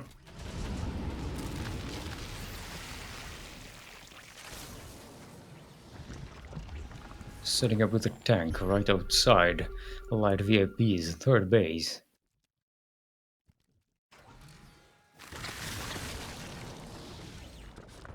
And he abandons this position. Light VIP building up quite a bank of splashy banelings. A whole splish splash of them.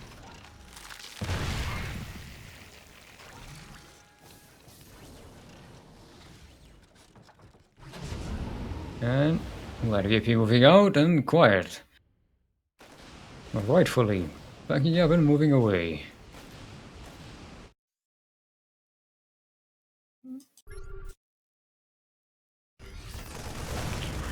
Right, splitting up his forces in a manner that I don't quite understand, to be honest.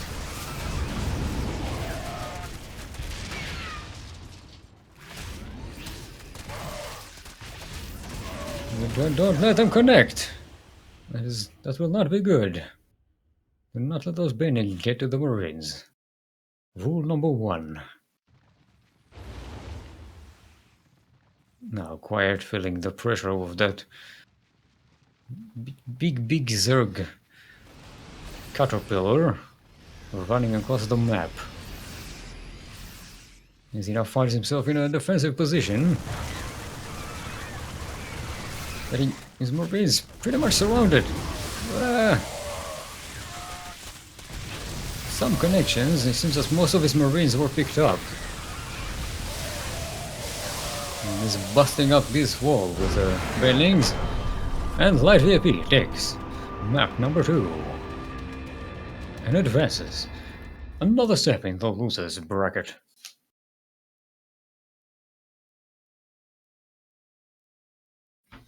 And he will now face Kashim. In not another. We didn't have a CVZ. Not today, at least. Not that I've seen. Unless I'm being an idiot again, which is more plausible, actually. So we'll have Kashim versus Light VIP, facing off to see who will meet BleuSitri, otherwise known as Dryad, in the final.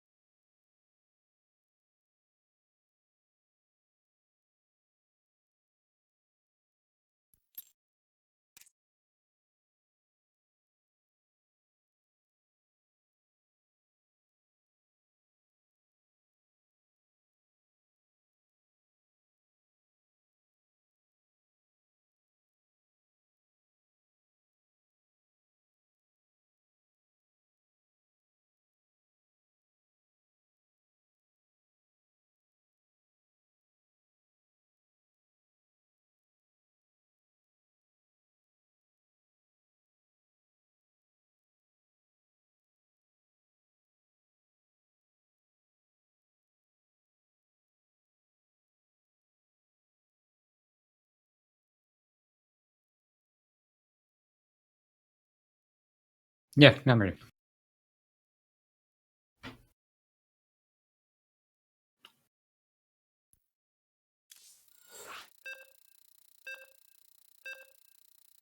And we're going into game number 1 of Isha Gray, otherwise known as Kashim versus Light VIP in this CVZ on Ascension to Ire. Why are we still not in the game? What? Loading. We're loading. No worries.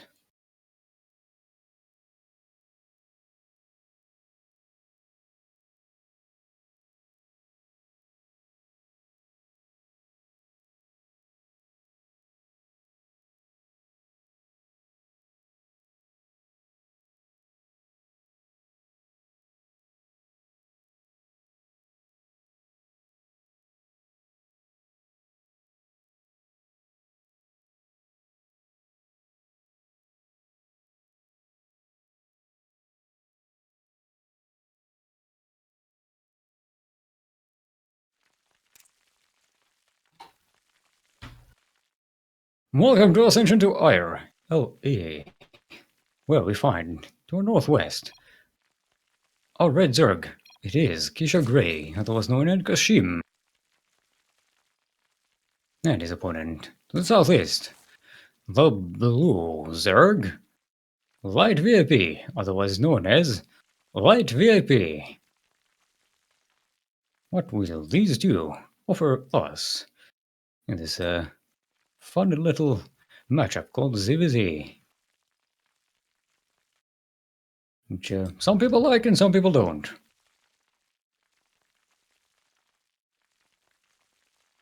Otherwise known as DJ Light. Yes, DJ Light VIP. Otherwise known as Dr. DJ Light VIP.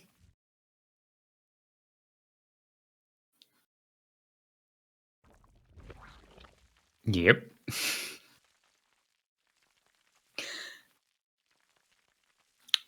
Both of our players going in for a pretty much a mirror build. Getting spawning pool before the first hatchery.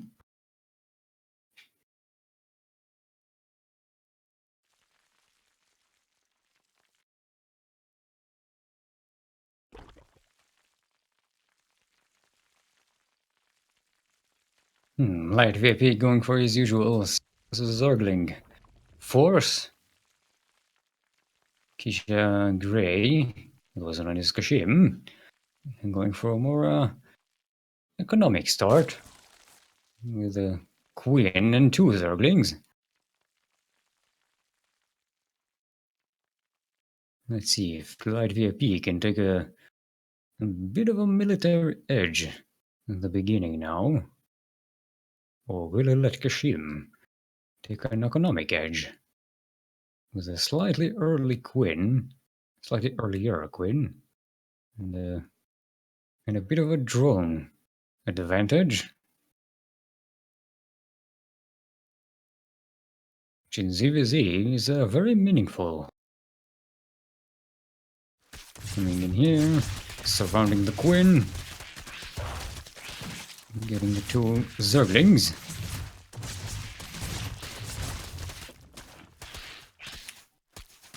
And desperately trying to get that queen.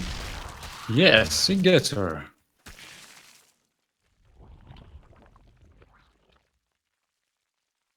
Yep.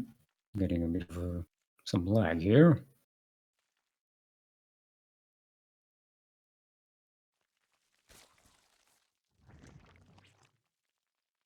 Queen Sniper.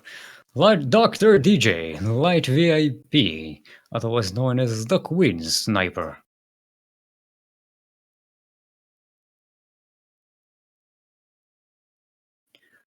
Light VIP setting some more Zerglings, trying to take some more advantage of his army, though he's about to lose that army advantage. Running up against banelings. One of these banelings detonated too soon. It's a bit of a shame.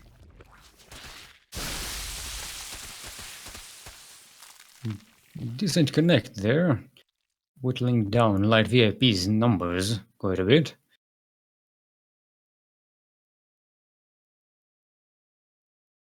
And now there seems to be Kashim seems to get the advantage in the army. Light VIP droning up to make up for some lost mining time.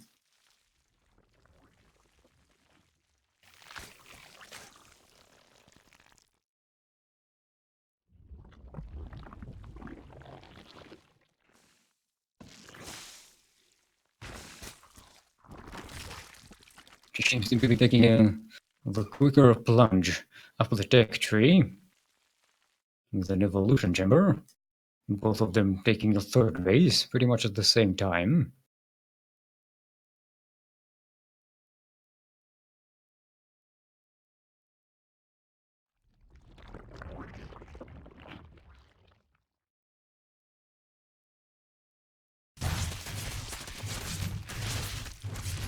And another sortie into Kashim's main base, cleaned up pretty handily. Those paintings coming a bit too late. Getting up, getting 2 banelings out of it with not much else. And now Light VIP is on the defensive. As Kashim brings his own army into the play, but yeah, Light VIP has his own. How did we call it earlier? A splish splash of banelings. And it's a it's a splish splash, splishy splashy. And they're playing Splatoon, they're not playing StarCraft. What the hell is this? And the Zerglings away from the banelings, fighting each other on the map. That VIP should not have done that. I'm not an expert. This is Gold League casting, but he should not have done it. VIP still losing some more. Yeah. Yes. Both of them opting for a big splishy splashy battle.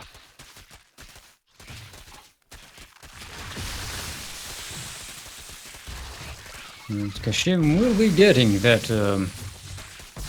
ground characters upgrade first, way earlier, which should help at least some with these banelings. The banes of our existence. Well, Light VIP seems to be switching into a Zerg Air army.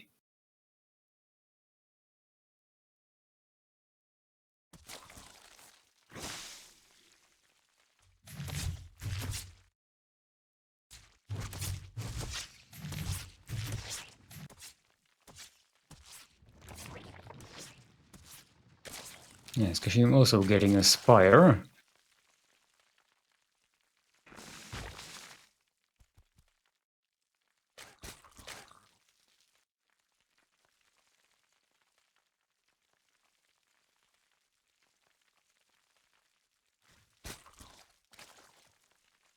Let's see what Light VIP decides to do with his own Spire. If he decides to do anything with it. Both armies kind of sneaking past each other. Both have forces all over the map.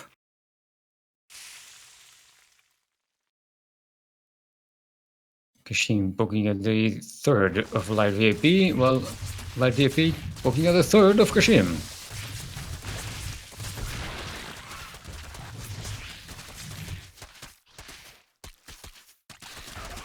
Kashim seems to be getting a few more drones for his trouble than Light VIP is managing to get. He might even get this hatchery if Light VIP get his reinforcements in quick. Will he manage to save it?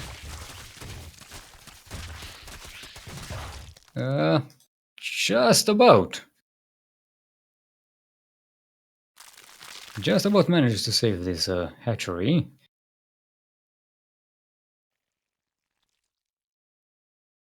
Kashim bringing in some more Zergling reinforcements here, and Light VP morphing in some more banelings.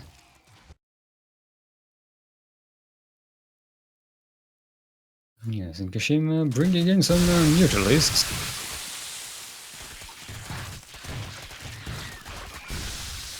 Light VP already has 6 Mutalisks running around, flying around. Looks like he's bringing all of his stuff. Kashim, by the way, is snapping that hatchery. Sorry for missing that. And we have a flock of Mutalisks going against a flock of Mutalisks. Both of them seem to have made the switch.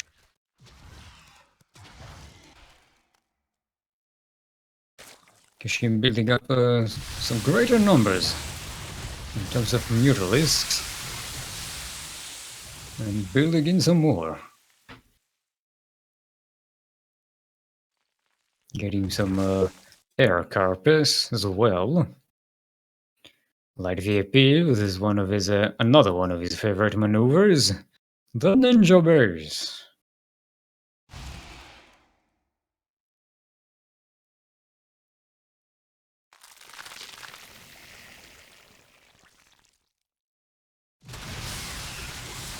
Yep, those Mutalisks doing a real number on the Zerglings, as Mutalisks do. But in the meantime, Light VP bringing a small flock of Mutalisks of his own to harass Kashim's third base. This base has been inoperational for quite some time, at least in terms of mining. Kashim now cleaning up Light VIP's Mutalisks, or at least chasing them away.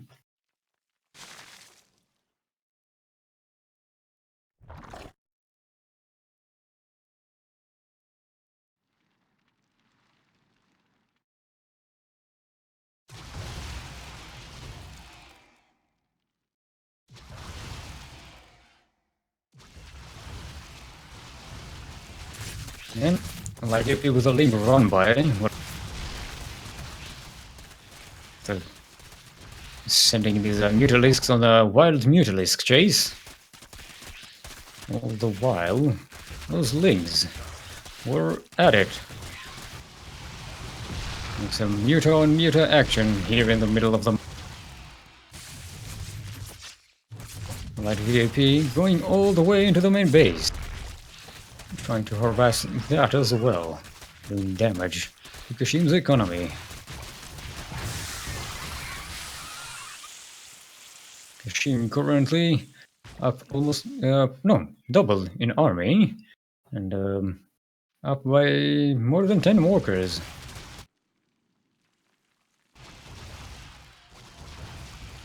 So far, still unaware of that ninja base. Not sure how much you should suspect it. Morphing in some more buildings along the way, getting the bulk of his army to descend upon Light VIP's second base, catching some links that were trying to get out. Light VIP sending another multi-pronged attack here from all kinds of directions. Trying to get all of these workers again in Kashim's third base. They're getting quite a bit of them.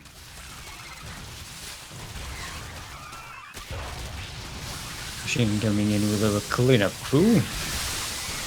Ooh, very good connects. Wiping out those wings, and we have a GG. Kashim takes the game.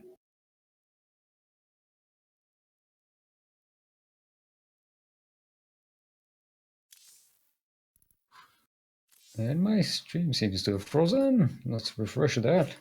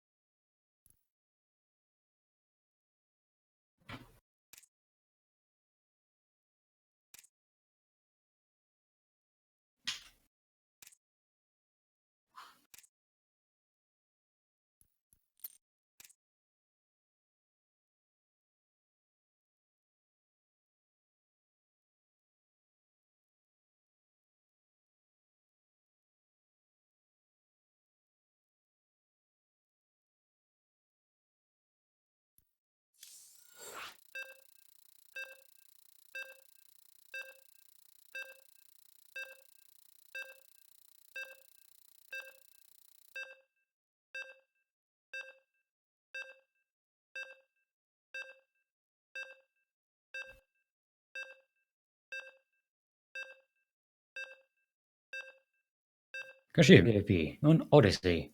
LE. LE, of course, stands for Land Enrichment, which is what happens after a whole lot of Zergs kill each other. I don't know why my mind went there. Just where it goes. And on Odyssey, to the southeast, currently 1-up in the series, it is Kashim, otherwise known as Kisha Grey, our Red Zerg.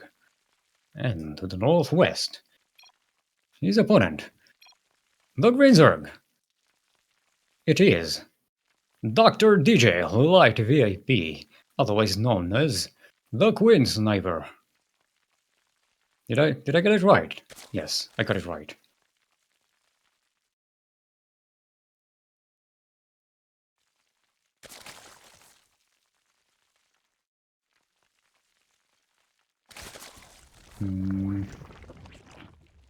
Yes, both of them going for pretty much of a mirror build.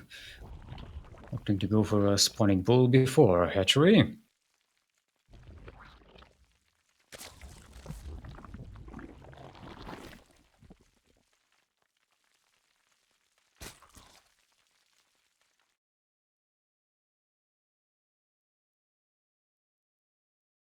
Light VIP dropping in that expansion pretty much at the same time as Kashim.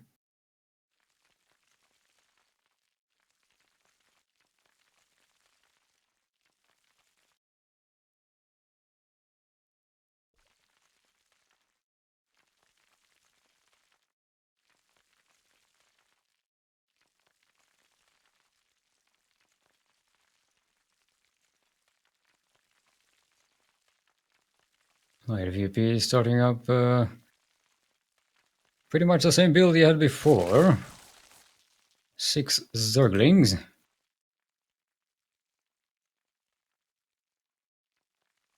Kashim again going for that more economic.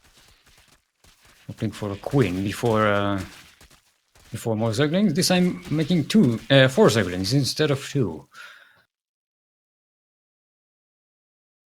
Pretty much assuming Light VIP will begin with 6 Zerglings. This time he has a little more to defend here at the beginning than last game.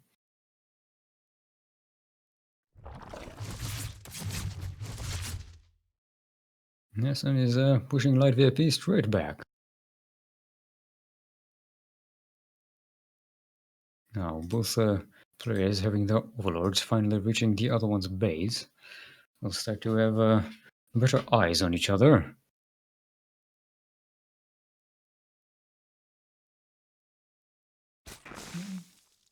Light VIP getting that baiting list a bit faster than Kashim. And see if he manages to utilize that advantage. And no, he's backing off.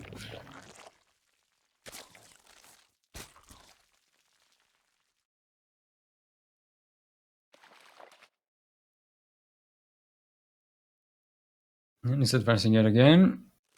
Kashim sees that. And is already morphing some Benlings at home, but he running up that. Getting a good scout on Kashim's build. Shouldn't do too much economic damage here, if at all. None at all. But he does have some more Zerglings.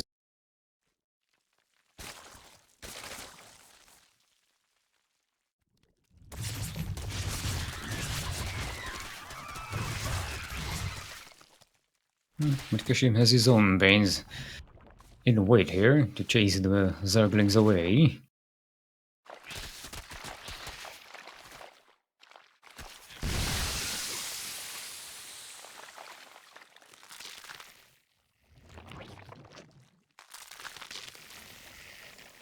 Kashim starting off on that carapace upgrade.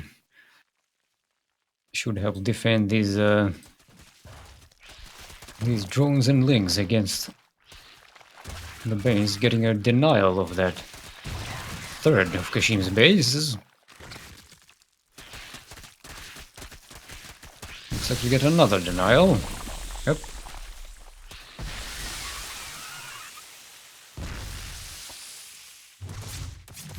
Getting into another splashy game.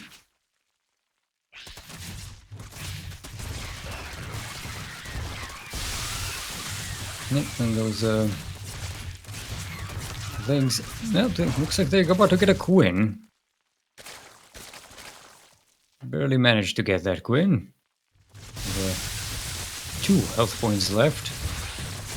So far, light VIP not doing that much damage.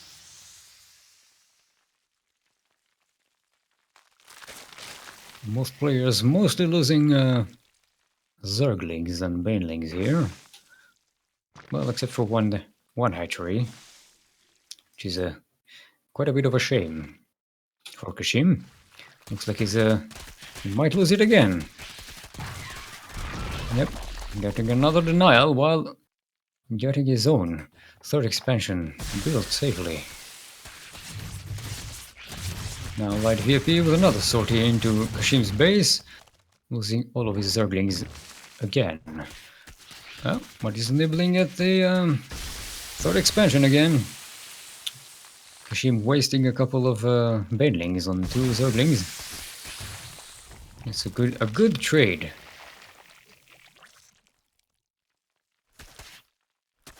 Light VIP trying to see what he can do with his.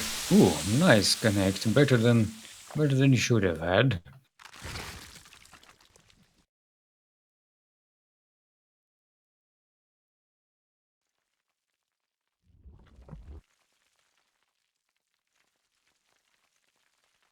Okay.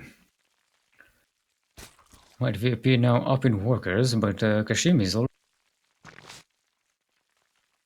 getting up there in army. Ahead and ahead. Light VIP banking on the fact that he has a much safer 3rd base. They're both up at pretty much at the same time, but Kashim had his base denied for a very long time. He doesn't like that. He likes a 3rd expansion much earlier than that. Now Kashim trying to pay back for all this nonsense. Doesn't really get it. Mid base is safe and sound for now. Need some more Banelings to zone out these Zerglings. And Kashim gets into Light VIP's main base. Well, he shouldn't be able to do too much damage, if at all. Getting a queen here, I think. And a couple of drones while this was happening.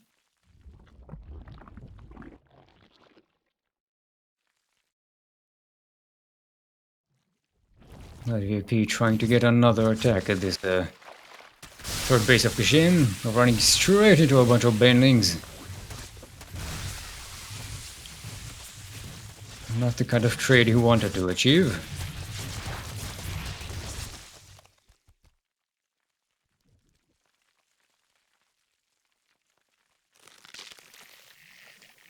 You know, both of them starting to work on that Mutalisk flock. Kashim jumping ahead of it.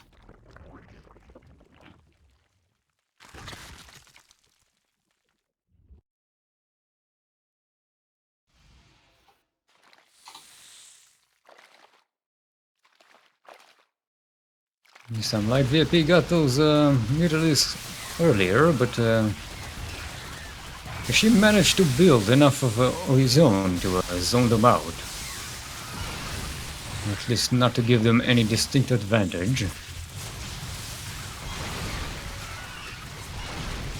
Now with the support of a Spore Crawler, light VIP's flock of Mutalisk is down to 2.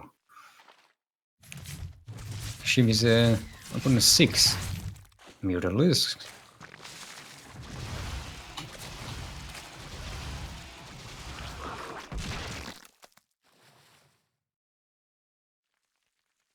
Yes, Kashim seems to have established himself rather well here, with a stronger army and a slight economical advantage. At least in terms of workers.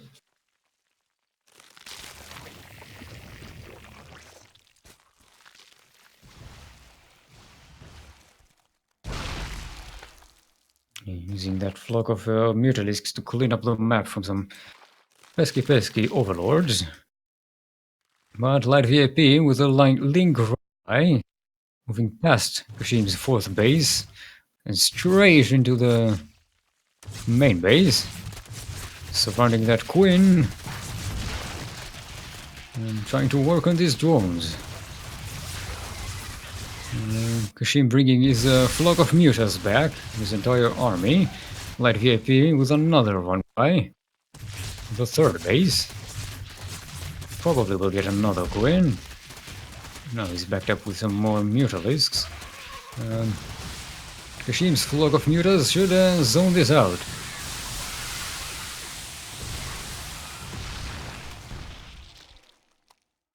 Kashim, by the way, already with an air carapace upgrade upon Light VIP.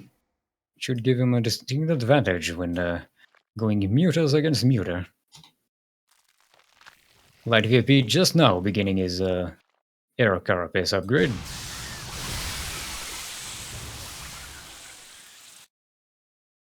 Light VIP with a flight of mutas here.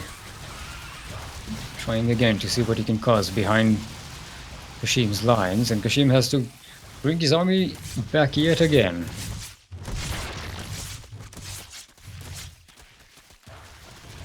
There's another link right by on the 3rd base and the 4th base. Like VIP hitting all over the place, hoping to get Kashim out of balance, but Kashim seems to be holding it very well.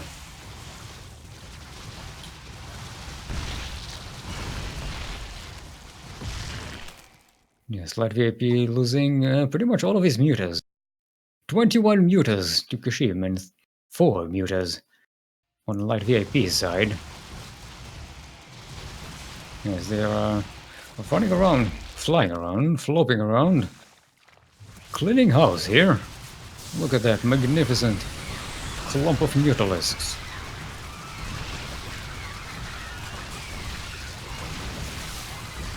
Yes, Kashim bringing all of his forces on the same position. Getting a lot of drone kills and wiping out Light VIP's army almost completely. And Light VIP comes in with GG. And Kashim wins the game. And the series, I think. Yes, the series. Sorry, forgot to win the first game. I remember it was a Zerg player. I was safe on that ground. So now we have Kashim versus BleuSitri, otherwise known as Dryad. In the final, BleuSitri, otherwise known as Dryad, will have one advantage, winner bracket advantage. He will start with 1 point ahead of Kashim in a best of 5. We'll just get into that game and we'll go on to the final.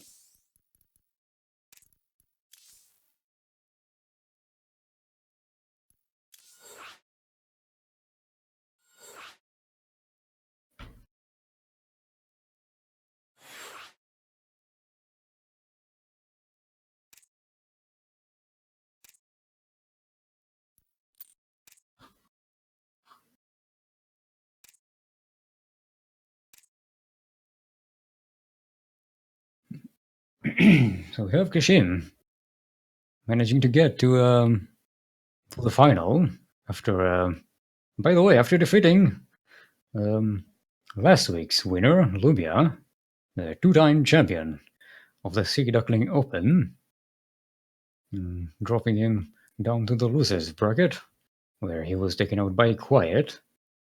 And, yes, making it all the way here. And we're just going into the game.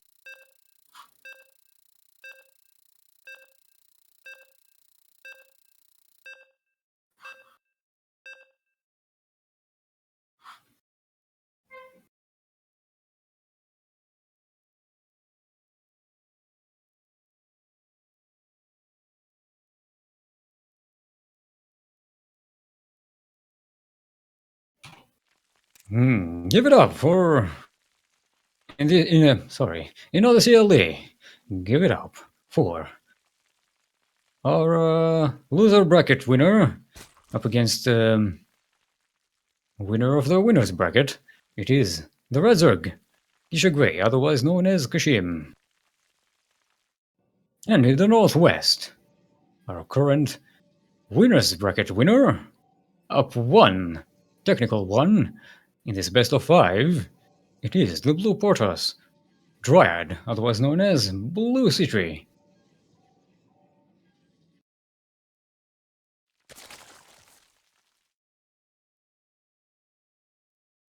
Dryad starting his wall off early, setting up his probe to try and see what's wet here. Kashim starting up with a hatchery first.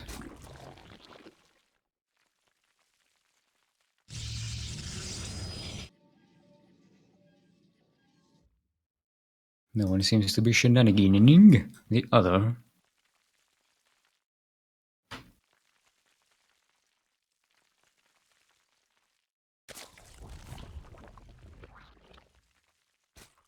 Let's see what this probe is up to. It chooses to hang around Kashim's base to see what the Red Zerg is going to do.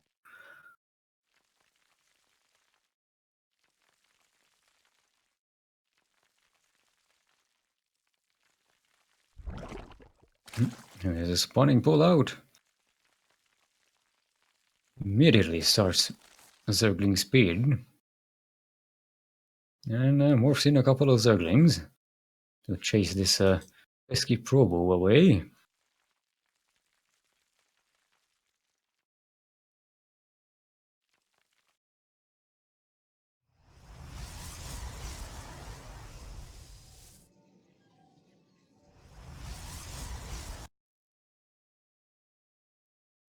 Probing hanging back here. Kashim definitely looking after it, trying to make sure he's not proxying anything around this area. Kashim having probably seen Dryads former games here. And Kashim dropping in the third base.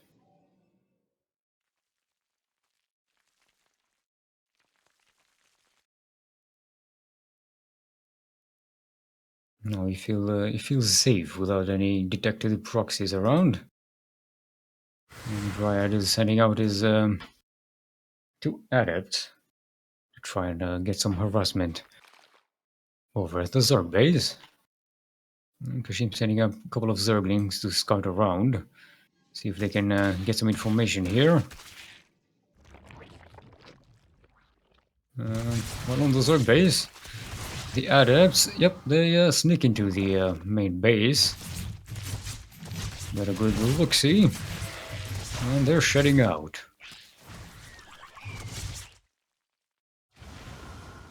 No, they're in. They've elected to stay in. Doesn't look like they got much out of it. Other than, mortality.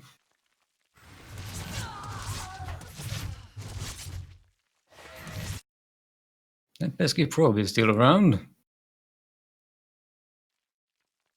Whether he's just observing what's going on at the gold, or he has some plans for the future, well, remains to be seen.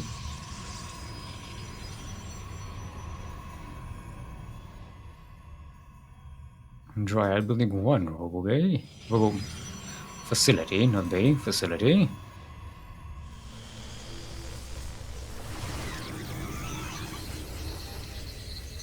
Getting those adepts upgraded.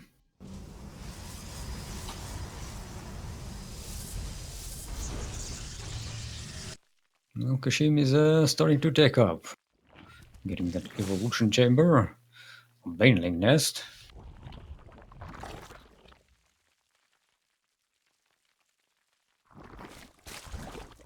And morphing into a lair.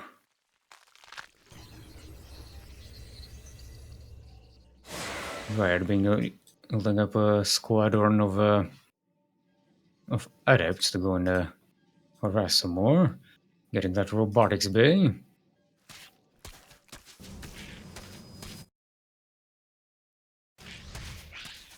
Kashim just poking out in the front here. Well, Dryad's adepts are moving in to try and get some damage here. Being welcomed by a cloud of Zerglings. Hens. Banelings. And... splishy splashy again. That's 7 adepts. Gone. In an instant.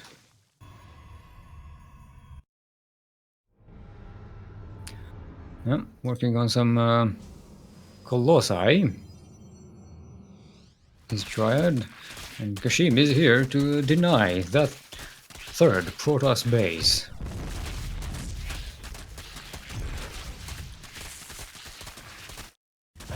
Now it's poking out in the front. Dryad bringing up those that overcharge.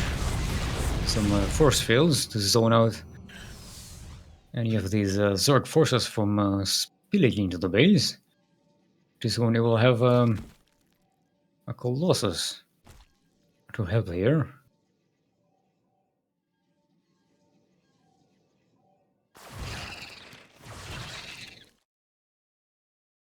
Meantime, we have a warp prism setting up some adept push here.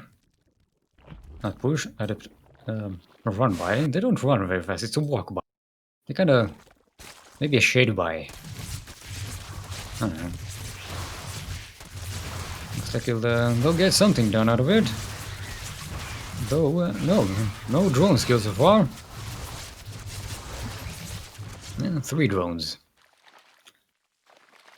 3 drones and some Zerglings. It did push that army back, giving Dryad some time to get this 3rd base up and running. Not sure if you'll get to do that. And that whole speedy, spitey, vipery bunch of Hydras. That's not good news. And, yep, sniping those Colossi. Very good move by Kashim. This puts Dryad in a very, very awkward position. His starboard is gone. The 2 Colossi, a gigantic investment, gone without doing too much damage.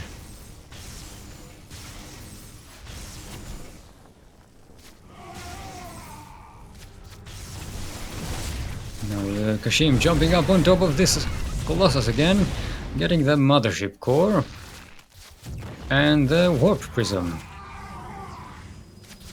The Dryad is entirely off the map.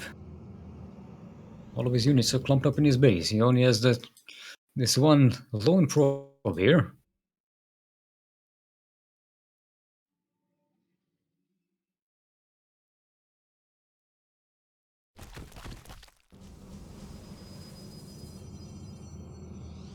Hold on.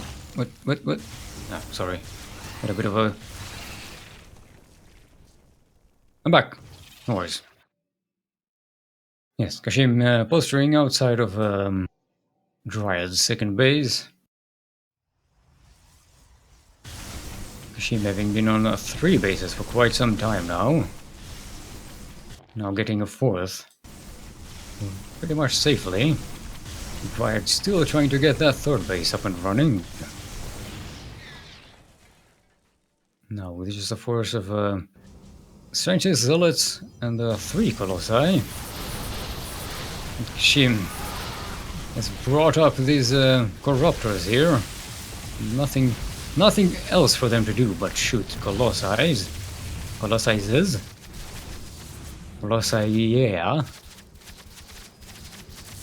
And now you have Hydras at the front. And GG.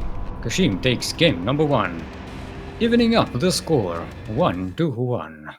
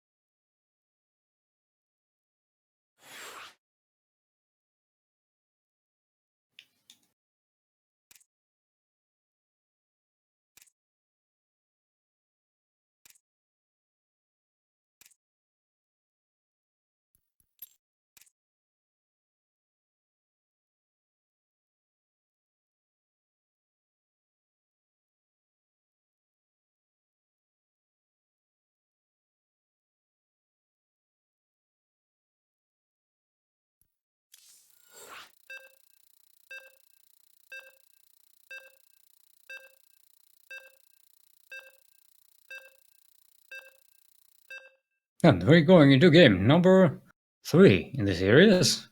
Game number 1 being a technical win for Dryad. Currently 1-1 in a best of 5 between Kashim, otherwise known as Kisha Grey, and Dryad. In the southeast, Kisha Grey, otherwise known as Kashim, the Red Zerg. And in the northwest, retaking his homeworld on a station to IRLA is our blue Protoss, Dryad.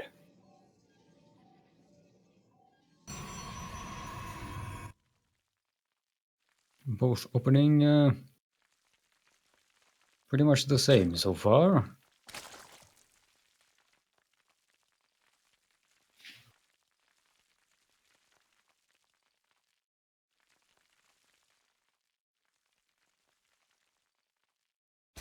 Kashim quickly brings his hatchery, second hatchery, up online before anything else.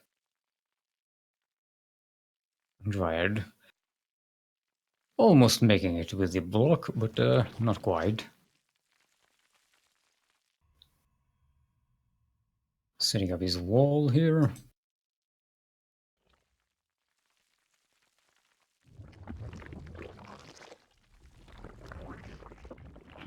Hanging around Kashim's base. Not poking things, being quiet.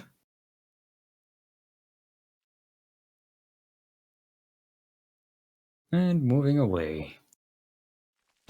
Just before those no, not just before the Ducklings come out. The Ducklings won't come out for. What is my brain saying?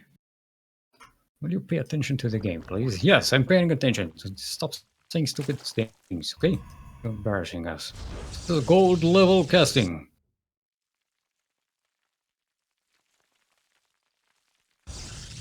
Right, setting up his second expansion.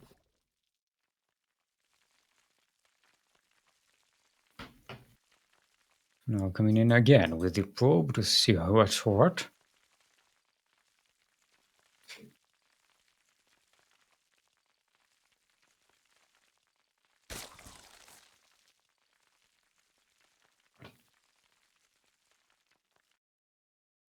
Now being chased away by these Zorglings. Nothing to it. He's diving in. He wants to make sure nothing untoward is happening, and also keep the Zerglings away from his own base. Now is an adept out.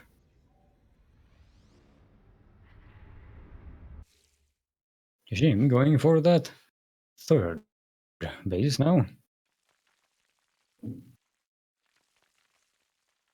Pretty much the exact same build he did last time.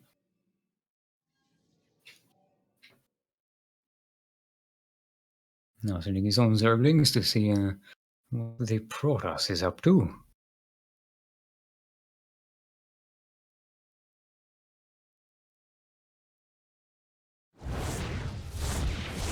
Being welcomed by these Adepts and the Mother Core. They got one Zergling.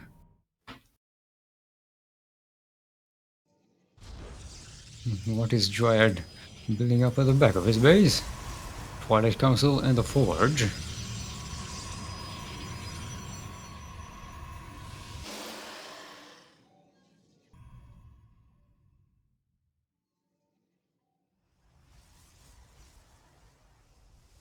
Kashim still not teching up. Now, just now, dropping an Evolution Chamber and a Bending Nest.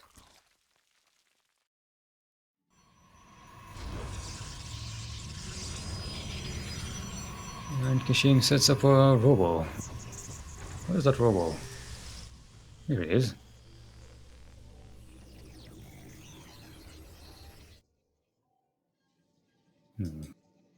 Kashim now sending a Slow Overlord to see what's going on with Dryad. Dryad getting some early attack upgrades.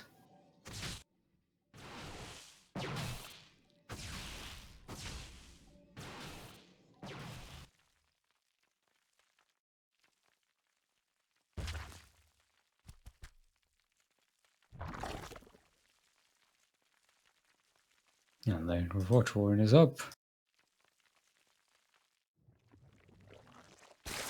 There is just about finished. Kashim getting prepared for some shenanigans, dropping spores in his base.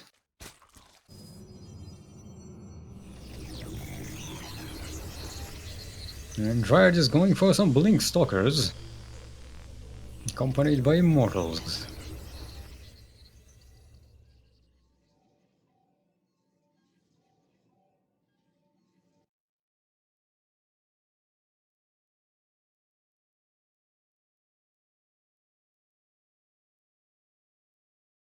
Kashim setting up his own army here, ready to welcome any poke by Dryad.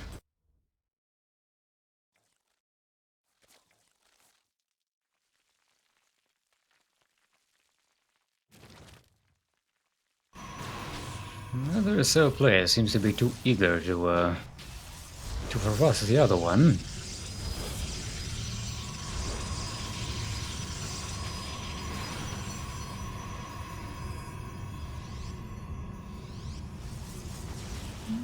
Dryad warping in some zealots, probably anticipating a drop here.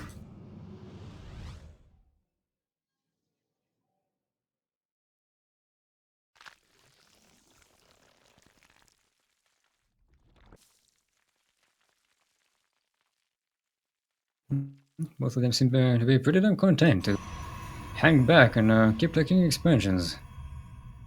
Bleak is nearly done for Dryad. His third base is setting up now. Already has some pylons up and an army to defend it. Keisha Grey, Kashim doesn't seem to be eager to hold it or harass it or do anything to it.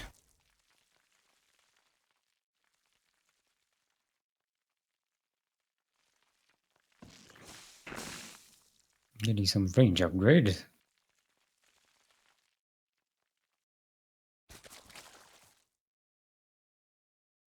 The Hydralisk speed.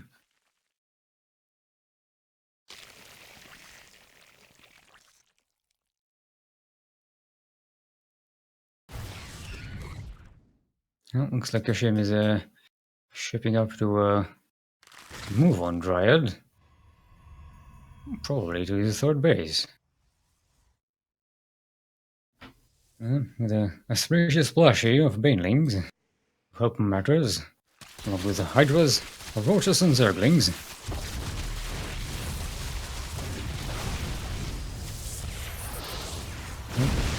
There's a backing off before he gets zoned out by some taking unawares. Those banelings kind of wasting themselves on these stalkers.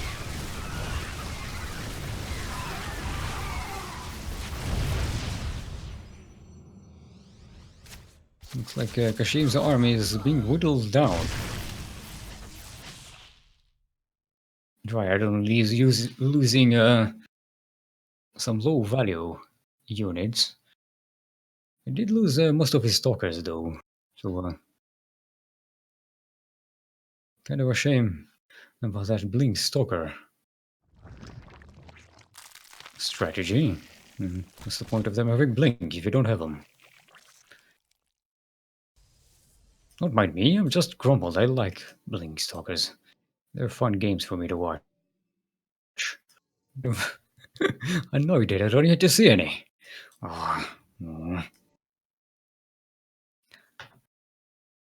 Well, Kashim taking a fourth base.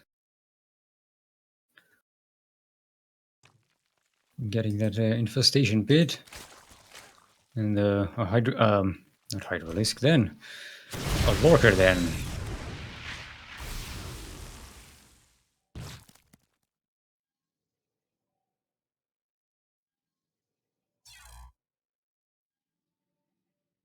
Did some damage on that third base.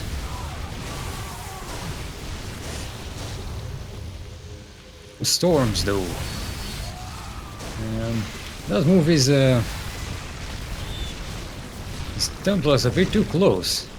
Neither side seems to be probably happy about this engagement. Dryad losing a lot of his forces here.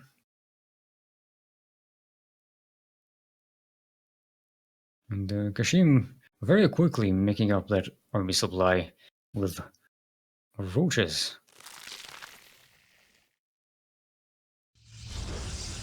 Dryad moving on to a fourth base. Something Kashim would very much not like to do.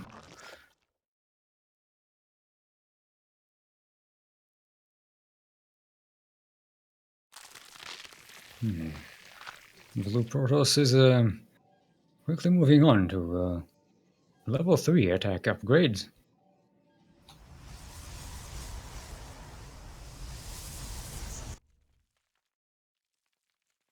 Kashim is only now getting his he's not even halfway done with his range upgrade, range attack at least. He does have a carapace upgrade, so that's something going for him. Now bringing in these 3 lurkers, 3 more lurkers on the way.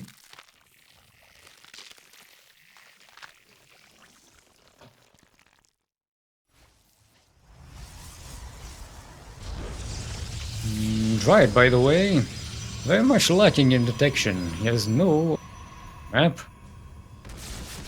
Not building any either. He's building some cannons, which should help with these lurkers.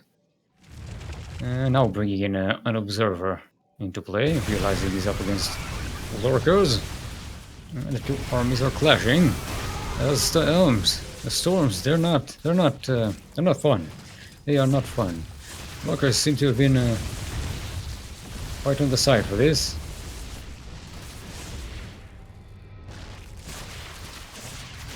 Him working on that fourth base.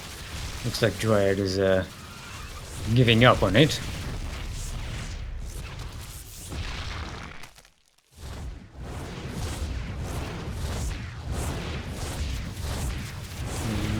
Now, Dryad has some observers in the field to take care of these damned lurkers.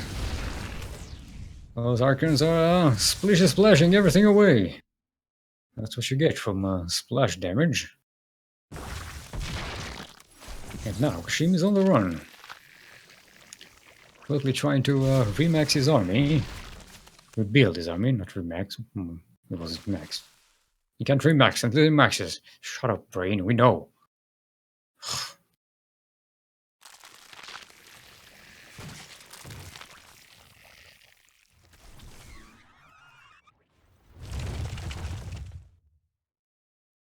Now Kashim getting his 5th base. And the macro hatchery here. And the army very spread out. And still, those storms taking care of those hydralisks.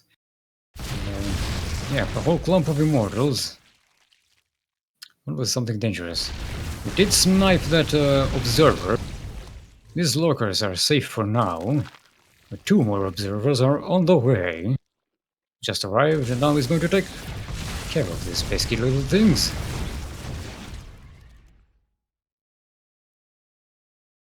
And, Dryad is up almost double in army now, in terms of supply. Which is never what you want your protest to be. Kashim kind of running out of his bank now. Still very much up on production. Very much up on production. Oh, no, sorry. On income. Income, not production, brain. Stop using the wrong words. But he's going to have to produce that army very fast.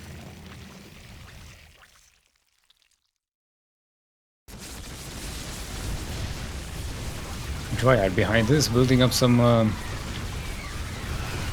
starports. Stargates, not starports, it's Stargate. And Kashim taps out. Dryad takes game number 3. 2-1 in the best of 5. Stick around for the next game.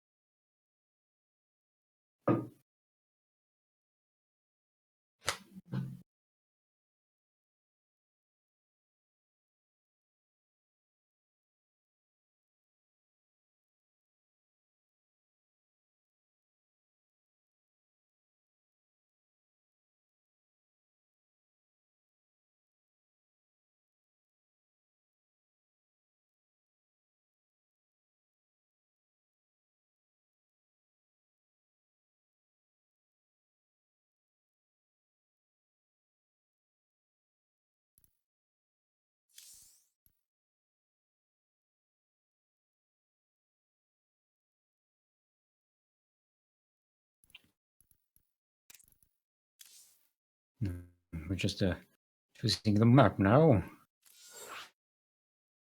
We're setting up the lobby.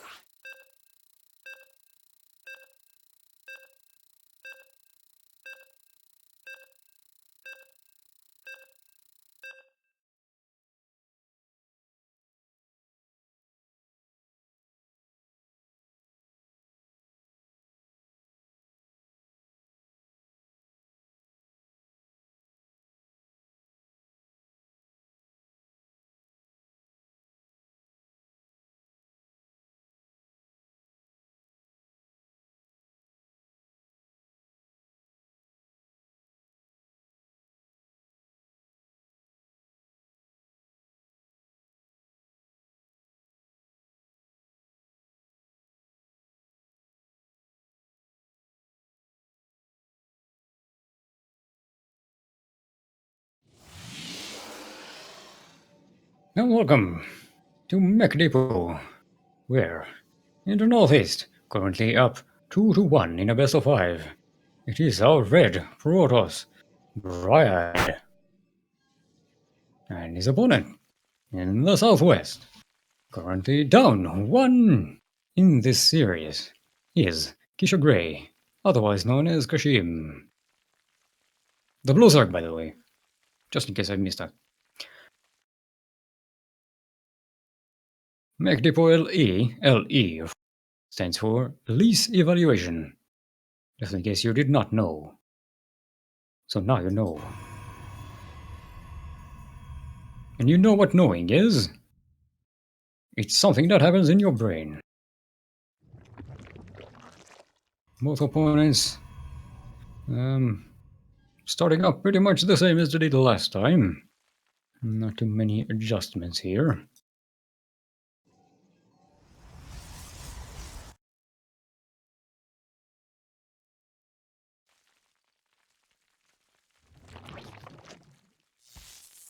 This time Dryad choosing to poke around with his probe.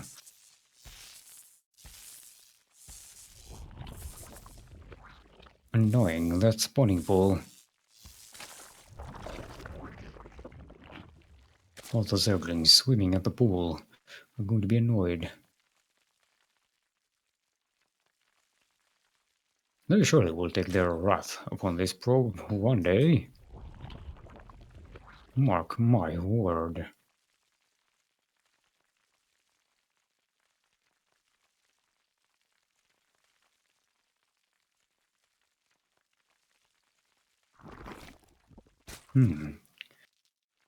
Kashim already going for a third expansion. Probe sees the drone moving. Should assume that this hatchery has gone up.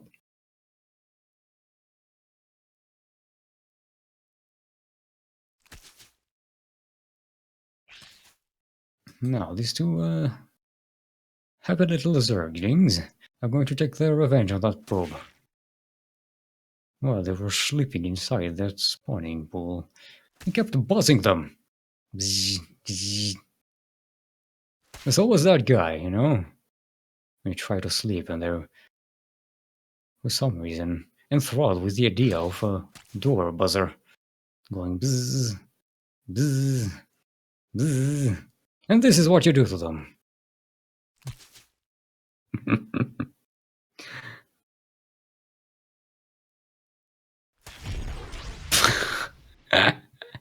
That queen, sniping that probe out of the way. The Zerglings must be very disappointed.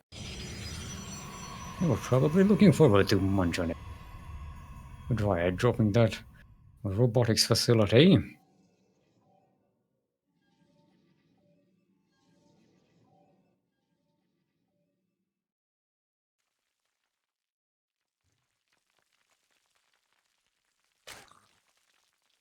Zergling speed just finishing. Kashim doesn't seem to be eager to use it. He's droning up. He's not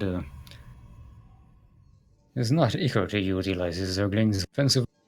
Just camping out here outside the base of Dryad. Trying to see what his next move is while droning up. There, he's about to finish as well. Getting that evolution chamber. Taking up that Zerg tech tree.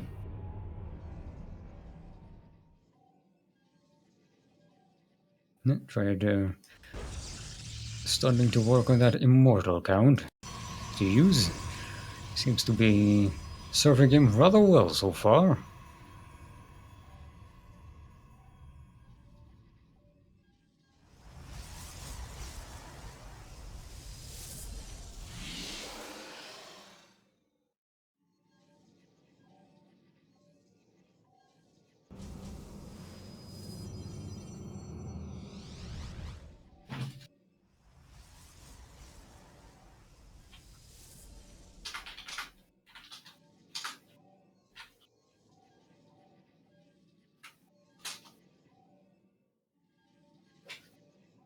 Well,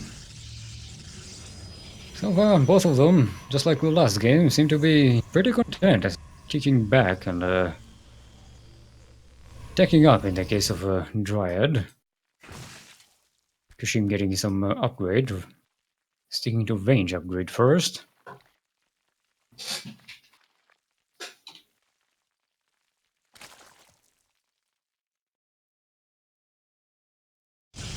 And Dryad moving into a third base.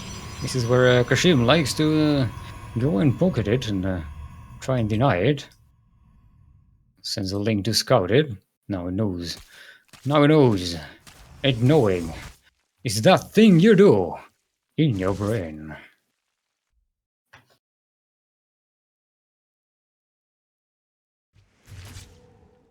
And the pesky hallucination causing some delusionary response over in the third base. And here's Kashim with some hydras and lings. Sending out one to see what.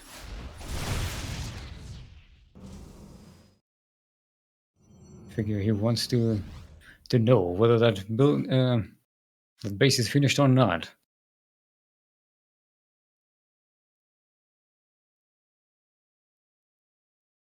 Doesn't want Dryad to get a cancel. He wants that thing dead.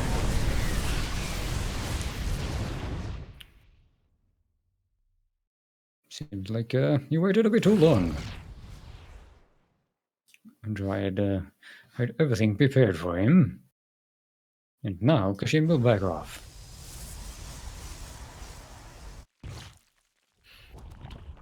In the meantime, Dryad researching Storm. Kashim morphing in his Lurker Den and a Baneling nest. Trying to see what the next stage of this game will be. Getting some Carapace upgrades.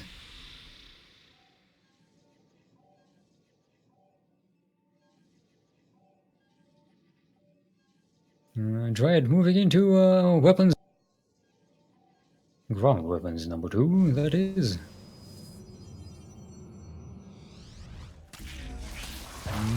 Both players equal on workers, pretty much. Which is usually a bit of a disadvantage for a Zerg.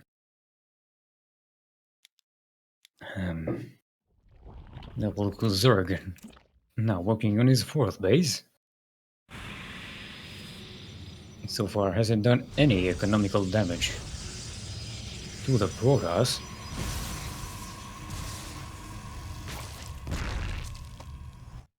Does get a good look of what's around here. Not much though. And looks like he's moving again towards that 3rd base. Just as Dryad is plopping up a 4th. Go forth and make money. Call them minerals.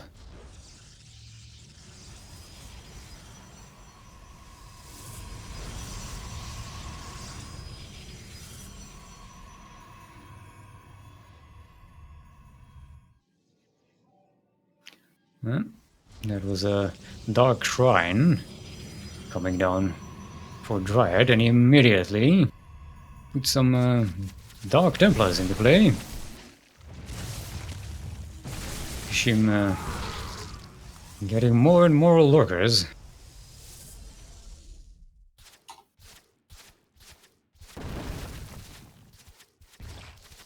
Dryad does have